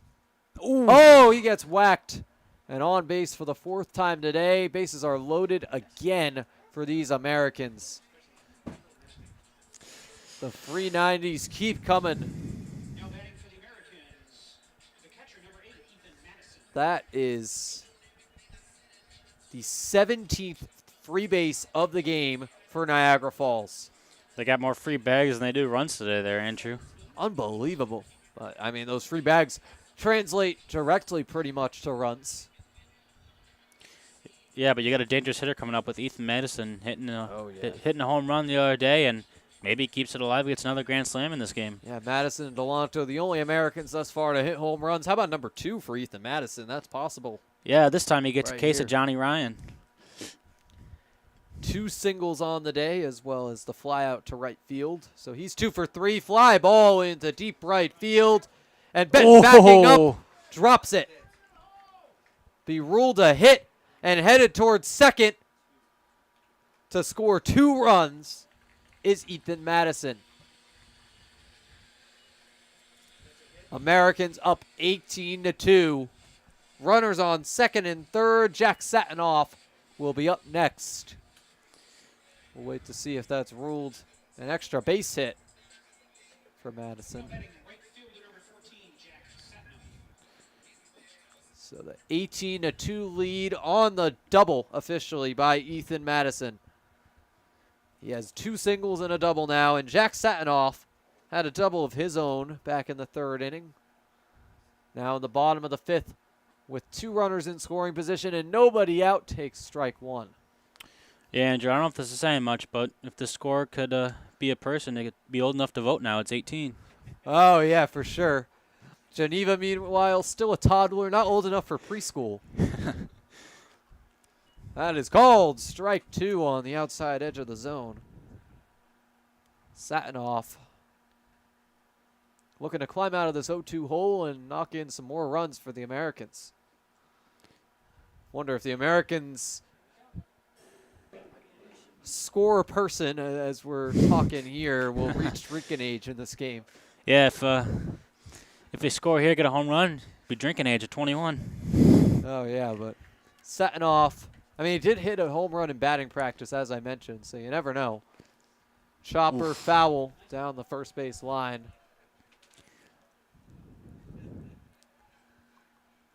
Satinoff, just like Ethan Madison, comes from Trevecca Nazarene University. And these two guys have combined for 5 hits over these last 2 games. Madison played in both. Satinoff making his Americans debut tonight, getting his first hit of the season. That's a low and inside ball 1 to Satinoff. Anthony Barton, the latest Geneva pitcher, with some struggles here. He's actually given up the least runs of the 3 arms for the Red Wings. Driven up the middle into center field. And making the catch is Jordan Perry, but a run will score. The sac fly by Satinoff for the second time today makes it 19-2 Americans. So Satinoff has 3 RBIs today, 1 on a double, 2 on sac flies. And look who's here again, Grant Moore, 5th time in 5 innings that the Americans will have him up to bat. And he is 1 for 3 with a triple and a walk. Fouls it off into the stands for strike 1. Yeah, as you mentioned, Andrew, it's his 5th time up to bat today. But, I mean, who else would you rather have up? This guy has a triple today. Maybe he can keep it going. Yeah, 1 of 10 hits today for the Americans. Chopper to the new second baseman, Bermudez, for out number 1 at first base. It's a 4-3 ground out. That's how Moore was retired in the 3rd inning. He goes down again on that in the 5th inning. I mean, still plenty of time, but this, as of right now, is Grant Moore's first game without multiple hits. Still would expand his now 6-game hit streak, but he's had a great season nonetheless.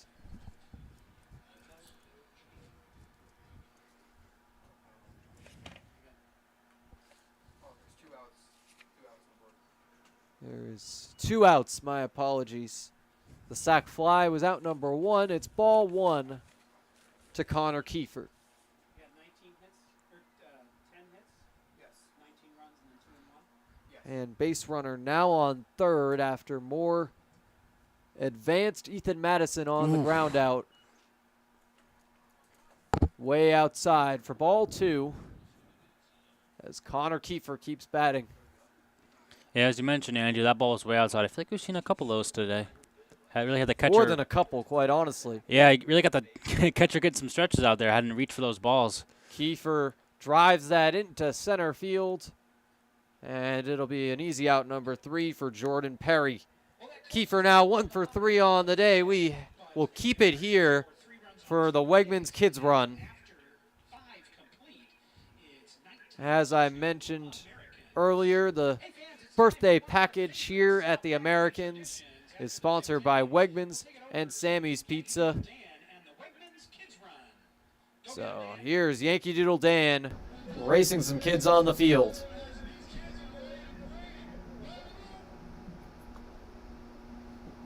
Here we go. And Dan has a big lead early. He reaches second before any of these kids. Nope, here comes Apollo. And Apollo getting in the race this time. Apollo trying to avoid being dead last as Yankee Doodle Dan is now 2-0 in the Wegmans Kids Run. Apollo will be last place. Looks like he's going easy on him, to be honest. Come on, Apollo. We know you could do better than that. Yeah, well, when you're Apollo and you're a bird, you usually tend to more fly. But I guess he's using his legs there. He hasn't gotten a lot of leg days in, so. Yeah, for sure. But as we head into the 6th inning, we want to remind you of our 6th inning sponsors. The Americans are sponsored by Niagara County Legislator Chris Robins, Local Laborers 91, and Wegmans, proud sponsor of the Americans Kids Run. And we are here for the top of the 6th now. Luke Blandino will keep on pitching. He has had 5 innings of 2-run baseball, just one of those earned. Quite the day for Luke Blandino, Avery. Yeah, I mean, especially too. I mean, the offense has obviously been producing for the Americans, but especially when you have your pitcher going out there, only giving up 2 runs and a hit, that sounds like a great day for me. And barring any pinch hitters, he'll face Tyler Skaggs, Casey Burkroff, and Christian Bermudez. And it is indeed Skaggs stepping in as batter number 1 here in the top of the 6th. Struck out his first time up. Takes a high inside, ball 1. 19-2 Americans. And if they keep this up, they are an inning and a half away from the mercy rule. Way inside for ball 2. Luke Blandino going to have to refine his command of the strike zone if he wants to secure this mercy victory for the Americans.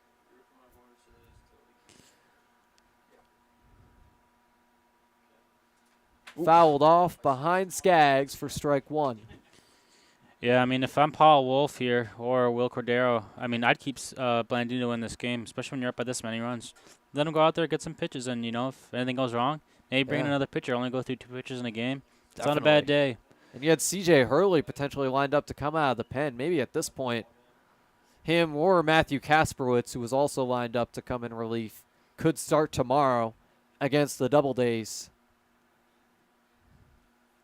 That one will be at 6:30 here at Sal Magley, as it's ball 4 to our batter Tyler Skaggs. First base runner of the inning here for the Red Wings as Casey Burkroff steps in for the 2nd time today.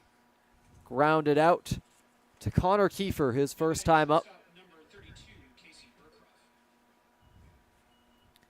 And the Auburn Doubledays at a 2-2-1 record.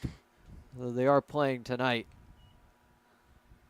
As a high ball 1 to Casey Burkroff is followed up with a meeting between catcher Ethan Madison and pitcher Luke Blandino. And while we wait, we'll give you a quick check-in on the PGCBL at large. Today, an out-of-league game for the Tarpscones. They lead the Buffalo Diesel 5-1. Pilots leading the Doubledays 5-3 in the bottom of the 7th. That's it for West Division action outside of this game. But another high ball to Casey Burkroff. And the Doubledays, they'll have a couple with the Americans coming up, but they've seen so much of the Pilots early, and it's hurt them as Newark is off to a great start. 2-1 to Casey Burkroff. This would be a big moment for the Red Wings to get another runner on base, Avery. Yeah, but I don't know. Blandino's been kind of dealing, so... Oh, and he gets a strike in there, too, so now it's an even count, 2-2. Outside corner to even up the count with nobody out. Blandino looking for out number 16 in this game.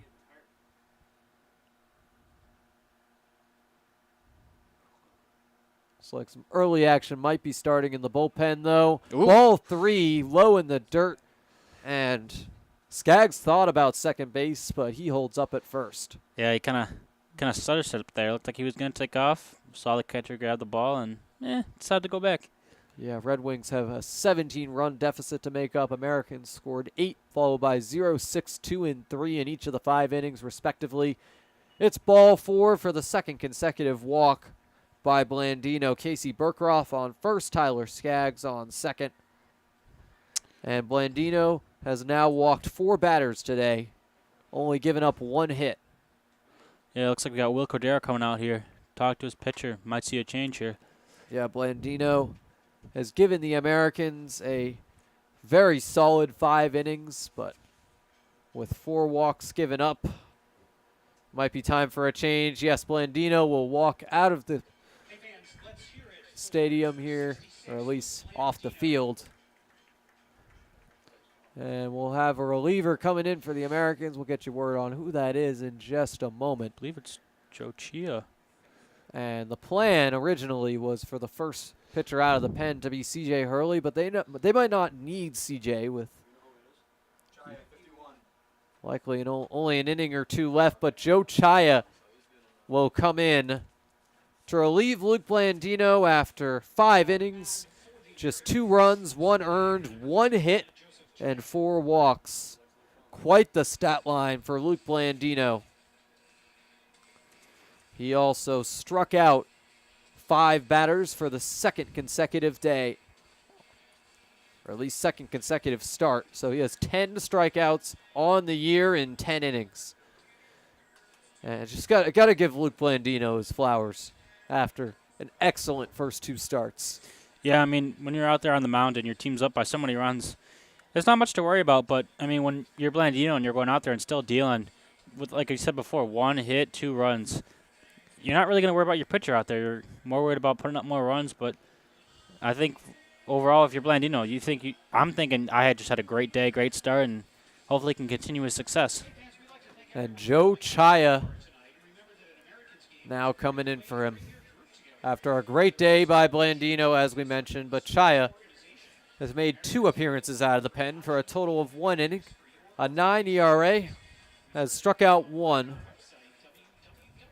And with 2 on for the Red Wings, Chaya will be hoping for an outing that looks a little bit more like his outing Saturday rather than his outing Friday, where his ERA jumped up to infinity briefly to start the season.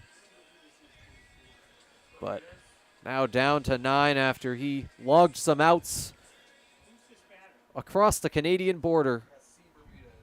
It's Christian Bermudez, the pinch hitter, or rather,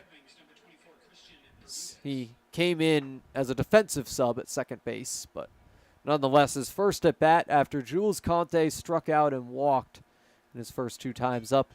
Bermudez takes ball 1 low here, and Christian Bermudez is back for a 2nd season with the Red Wings.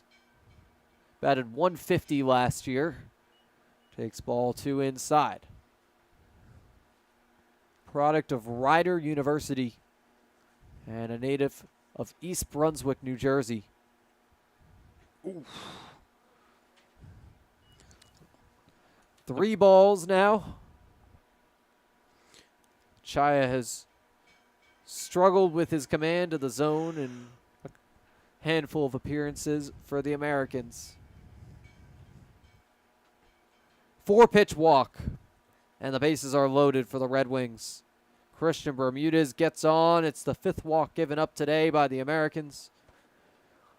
And there's been a lot of free bags across the board. I mean, Geneva's number dwarfs what the Americans have given up in just 6. Or rather 7, including the error. Yeah, I mean, it's been a lot of a free bag day, you know, whether it's been walks or, like you said, errors. It's just giving out some bags today. But, you know. Yeah, the Americans have had their fair share of hits as well. Yeah, definitely. 10 hits to plate 19 runs. As ball 1 goes to the Red Wings batter. Just making sure that's not a pinch hitter here. Ball 2 in the dirt. It is indeed a pinch hitter for the Red Wings. Zane Barron coming in for Aiken Santana. So Santana was the extra hitter to begin with. Would have to assume Barron will step right into that role as he takes ball 3. It's the 7th consecutive ball thrown by Joe Chaya. This would walk in a run. That finds the inside corner of the strike zone. Little by little, Joe Chaya refinding his command. One of 2 lefties on this American staff, but it's the 9th ball in 8 pitches. And Barron removing his shin pads. Run will score. It's 19-3. Red Wings just hoping to get some more innings here. Yeah, I mean, they just got to run across or just trying to reduce the total difference and maybe get some extra innings in here. Yeah, and it'll be Sam Fleming with the bases loaded. And this is a dangerous hitter. 400 batting average, 900 OPS. Drove in a run for the Red Wings. And over at Stillman in the NAIA, a 353 hitter. So he takes strike 1 from Joe Chaya. That's just the 2nd strike thrown by him, but hoping for more here with nobody out. That's in the low inside corner for ball 1. So bases are juiced. Fleming has some power. He swings and misses. He hit 4 home runs over in the NAIA. But a 1-2 count on him as he swings and misses. Foul tip to keep him alive. And what do you think the approach is here from Joe Chaya, Avery? I mean, personally, if I was him on the mound right now, you got to attack the zone. You're up by so many runs. I mean, there's only so much you can do. I mean, maybe you get a strikeout here. Yeah, we'll see if he's able to attack the zone, but a foul tip to keep the at-bat alive for Sam Fleming. Fleming always going to be a tough at-bat. One of a few guys who did not play under Coach Thomas Eaton last year for this Red Wings lineup, but it's a 2-2 count to Fleming. Yeah, he's battled off a couple pitches here, avoiding the strikeout. Oh, ooh, that one looked right down the zone, but I guess not. Yeah, full count on Sam Fleming.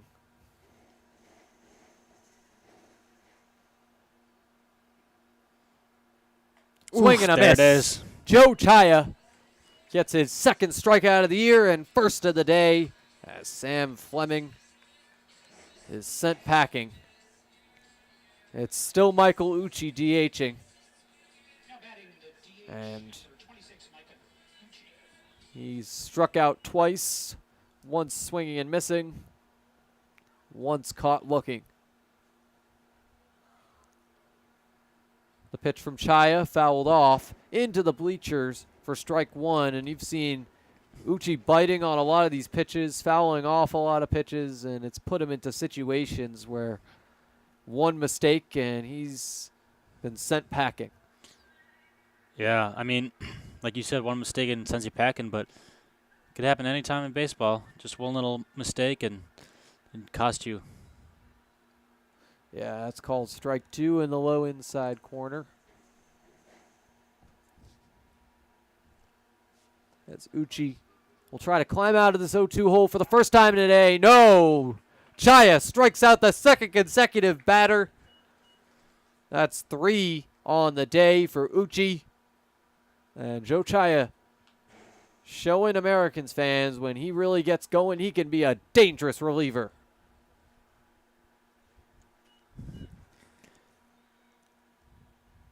Oof. We have the box office crew headed to the stands. They've had a long day of work in for them, but get to have some fun here at the end of the game as Jordan Perry takes strike 1 from Joe Chaya. That one now outside and low to even up the count. Perry has reached on an error and walked, so 2 free bags for him today. And it's 2-1. Yeah, we got the interns taking the home plate seats there, going down, catching the rest of this game. Yeah, our merchandise and social media manager, Leah Fraun, as well as our box office managers. Ooh! Line drive right into the glove of Brady Bowles for out number 3. We'll head to the bottom of the 6th after the break. Americans record 3 consecutive outs.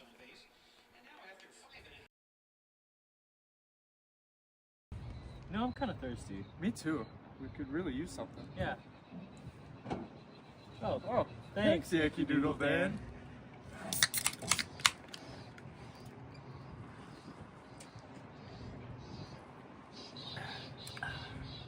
That's better.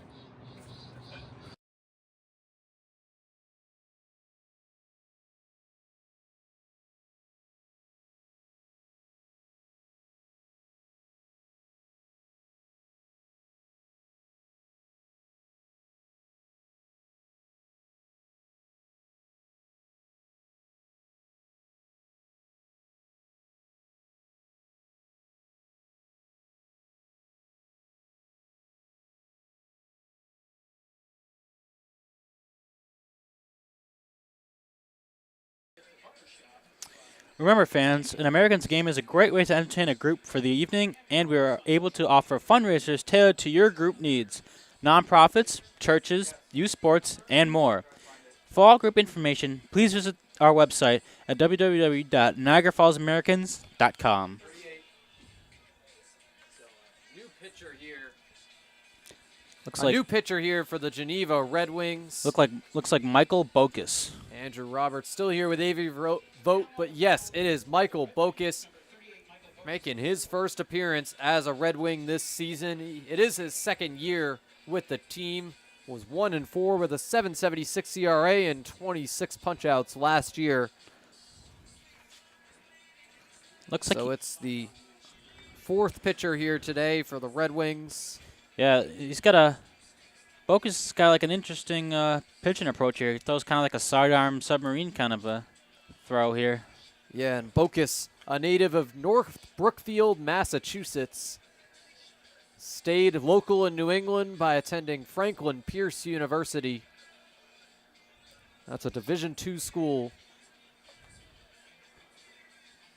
And Bokus will pitch to Derek Gismondi, Graydon Miller, and Paul Delanto, barring any pinch hitters. But Gismondi warming up and ready to go to face the new pitcher, Bokus, here at the barbershop.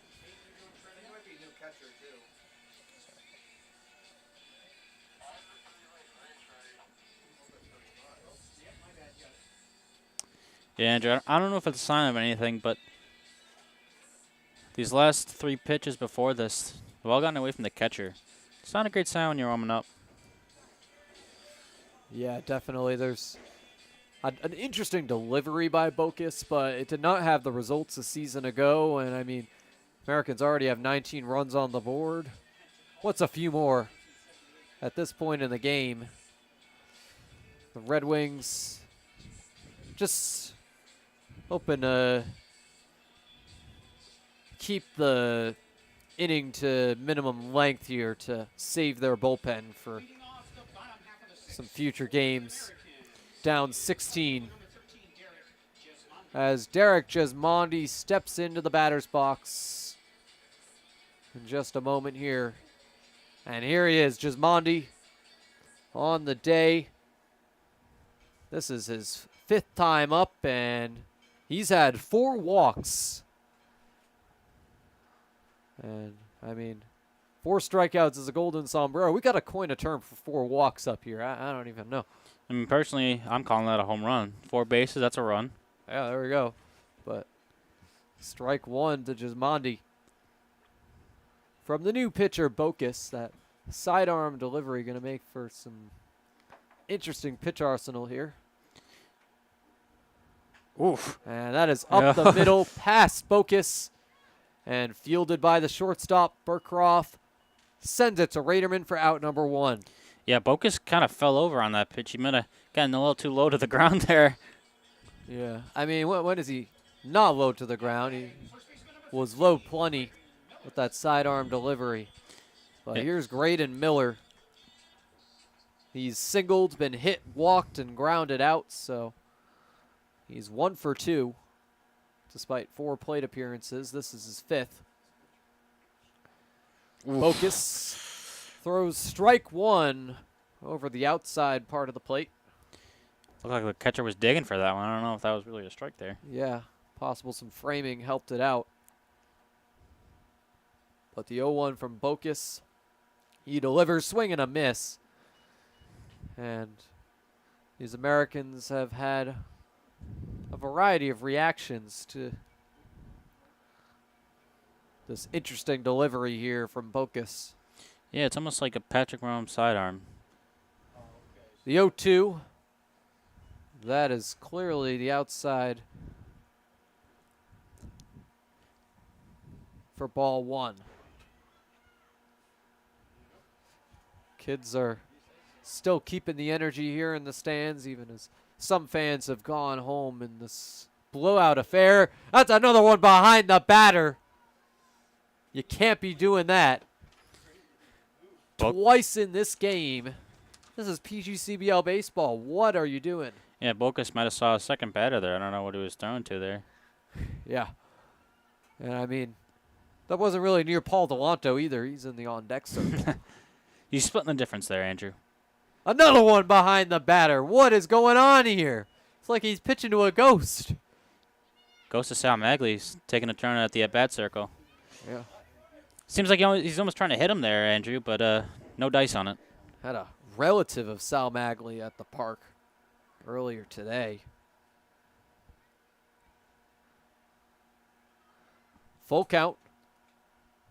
As Bocus, this time, it's not behind the batter. It's right on his back. Hits Graydon Miller, and that's 2 Americans that have taken 2 baseballs today. I mean, yeah, it's going to leave a shiner on you. You're going to have a nice bruise in the morning, but it seemed like Bocus was building up to that. If you see 2 right behind him, and then that one hits him, I almost think he's almost aiming for the batter there on that one, Andrew. Oh, my God, yeah. I mean, I don't know about aiming for the batter, but the last 2 were behind the batter, so I think it's just really where his it was certainly a precise trio of pitches, but accurate not too much. And as I was mentioning earlier, the teacher threw out the first pitch tonight, a relative of Sal Magley, so cool to see that here at the barbershop. As Paul Delanto takes ball 1 inside, has to duck that one. Oh, my God. Michael Bocus has loved to throw him to that righty batter's box tonight. A high ball 2, also inside. Even the catcher was shocked. His mask fell off. Yeah. And Bocus had 4 losses last year. This game looks like it's already gotten far away from the Red Wings, so at least Bocus will come away without a loss. And it's 3-0 to Paul Delanto.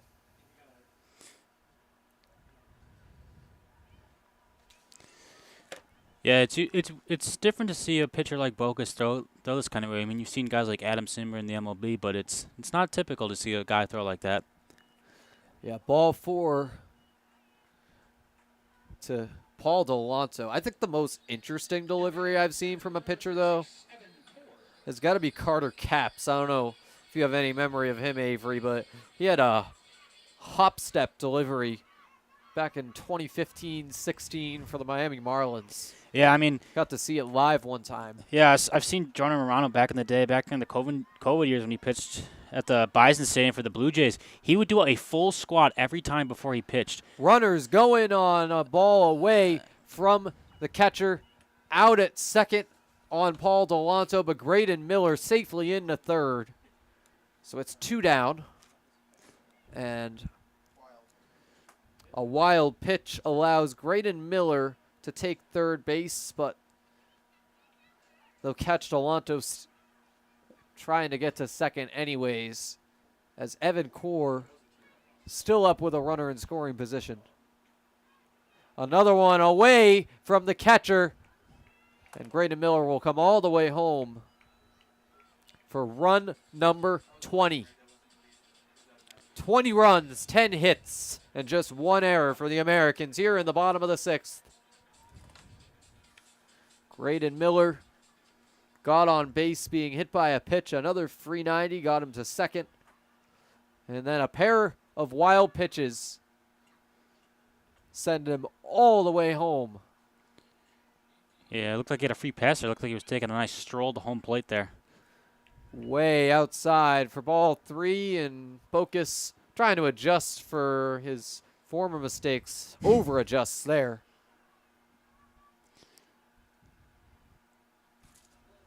Would be a 4-pitch walk if something doesn't change here.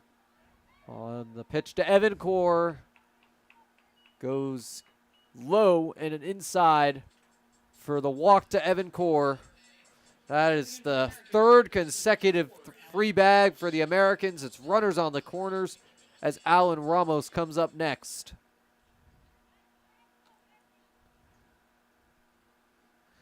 And they just keep coming. The walks, the hit batsman. So many mistakes. My apologies, Miller scored, so just a runner on first. But strike 1 to Alan Ramos.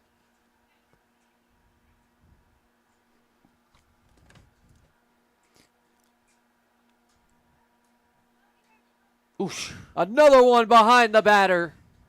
And trotting to second is Evan Core. He doesn't even have to run. You cannot throw pitches that far outside, especially with runners on. That's the 4th time it's happened in this game. The 3rd time Bocus has done it. Again, too, with Bocus on that pitch, he's throwing behind these batters again. He just seems like he has a tendency to do that, even if it is intentional. Yeah. The sidearm delivery is really just been for show here thus far. Chopper right back to Bocus. Throws to first. Oh, and jeez. Cannot get on the bag on the errant throw by Bocus. So even his throws on defense have been too strong. So an error by the pitcher to make it now runners on the corners. Surprised he didn't throw that ball to first base, sidearm. And Brady Bowles is up next. I mean, that if not for the jump by Brock Raderman, could have gone way over him. And yeah, you could have gotten the out at third. So questionable decision making, questionable throw. At least the strike 1 to Brady Bowles with 2 down should help him out a little bit. But this game is long over for the Red Wings. Up the middle, another one fielded by Bocus, and another one that Raderman will have to hop for, but this time he'll touch the bag for out number 3. We'll head to the break, top of the 7th, when we're back. Ever dreamed of playing catch right here at Sal Magley Stadium? Well, join us June 22nd for a post-game catch on the field.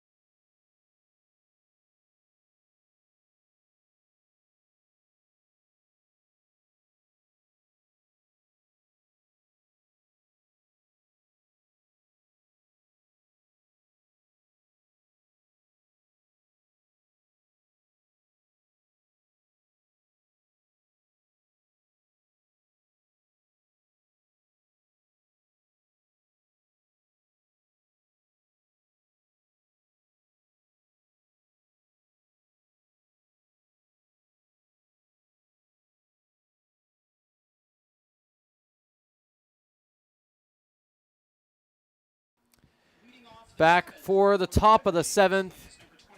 And this 7th inning is sponsored by Elks Lodge of Niagara Falls, Bikers Against Child Abuse, the Stalka Agency, and Red Robin.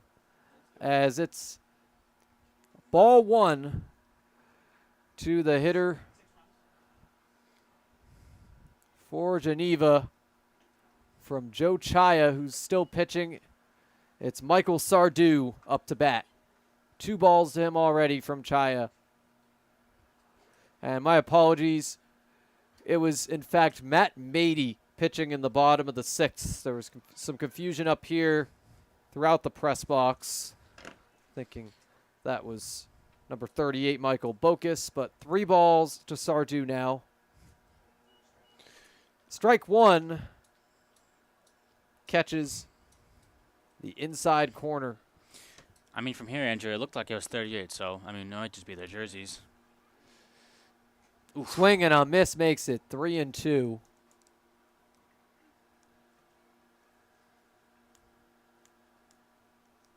So Michael Sardu still in this at bat as he fouls it off into the batting cage area down the first base line.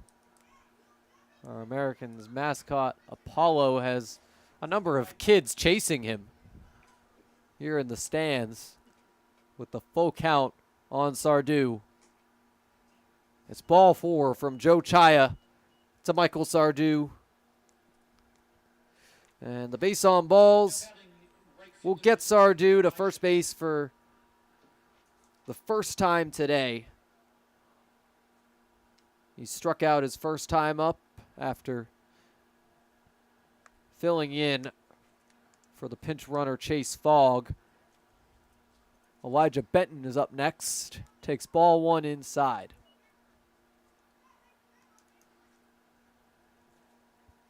And Joe Chaya, his first multi-inning outing here for the Americans. His 3rd total outing of the season. That's ball 2 outside over the lefty batter's box. Benton 0 for 2 on the day, grounded into a double play and flied out to Evan Core. Low for ball 3, so it's been 3 balls in 3 very different places. And Avery, you got to wonder how Joe Chaya can get back to the command of the strike zone that he had down the stretch of the 6th inning. Oof. Yep, there it is. Yeah. Might have been an edge of the zone call, but Yeah, regardless, it's still a inside strike. edge of the zone, but Got a strike call. it's baby steps Yeah. for Joe Chaya, and he does have 2 strikeouts on the day. Ooh, there it is. There's Another one in the inside corner, and I mean, it seems part of Joe Chaya's strategy is painting those edges of the zone. Some of them have gone a little off target, but when it's working, it's really working. Ooh, Chopper finds the glove of Brady Bowles out at second, and Miller's off the bag, so it'll end up being a fielder's choice with Benton safe at first. But a quality out there for Joe Chaya. Got Elijah Benton on some softer contact.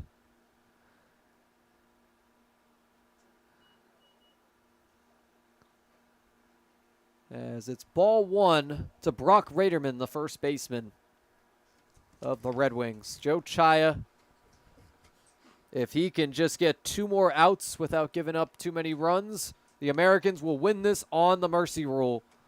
And it's strike 1 on the outside corner of the zone to Raderman. I think it'd be a great way to end this game with a double play right here. Definitely. 1 on, 1 out. As strike 2 finds that outside corner again. That's where Joe Chaya has liked him. A lot of his strikes have come on that corner over right near the righty batter's box. Similar spot, but goes further outside. It's 2-2. Yeah, I mean, you got Chaya throwing some balls, but then he's painting the corners. getting the batters a little confused, throwing them off. I like that strategy because eventually you're going to get a guy that's going to swing on one of those, and that'll be strike 3. Ooh. Ball 3 in the dirt, and on that ball, too, Elijah Benton thought about second base, but he realized that catcher Ethan Madison was a little too close to it. Full count, fouled off. So Brock Raderman making a tough at bat here. I mean, he's still looking for his first hit on the season, but doesn't mean that he cannot put up quality at bats. Oh, that is going to catch the outside corner for strike 3 called. And sent packing is Brock Raderman. His first strikeout of the day. He's now 0 for 3. Yeah, Raderman did not like that call from the ump, but regardless, still striking out. Yeah, Joe Chaya, another one on that outside corner to send him home, but Tyler Skaggs will swing and miss on one now on his inside corner. Similar spot to all those pitches to Raderman. Oof. Gets another strike. And Joe Chaya has such precision of that part of the zone right now. Let's see if we can do. Ooh. That's ball 1 outside. Chaya trying to mix it up here. Throw off Tyler Skaggs, but he will not bite. Yeah, I mean, it looked like it was one of those pitches that Chaya hit the corner on, but the ump, no call on that one. Pitch from Chaya taken up the middle, line drive, and Evan Core will make the catch. It's game over. The Americans win on the mercy rule for the first time this season. Americans 20, Red Wings 3. Quite the game here from Sal Magley, but be sure to come back here to Sal Magley or tune in on the live stream for the next Americans game tomorrow night. It'll be against the Auburn Double Days, a home and home starting up here at the Barber Shop tomorrow and then on the road at Falcon Park on Friday. But the Americans win this one 20-3. And thank you so much, Avery, for being on the broadcast today. Yeah, you know, first couple of days we had some problems, but today went great. And, you know, I'm glad to see the Americans keep rolling, especially with that home run from Delanto. Yeah, definitely Paul Delanto, a huge grand slam that contributed a fifth of these 20 runs for the Americans. That is a season high for them. Final score, Americans 20, Red Wings 3. This has been Americans Baseball here on the Americans Baseball Network. I'm Andrew Roberts, your play-by-play broadcaster. Thank you so much, everyone, for tuning in tonight.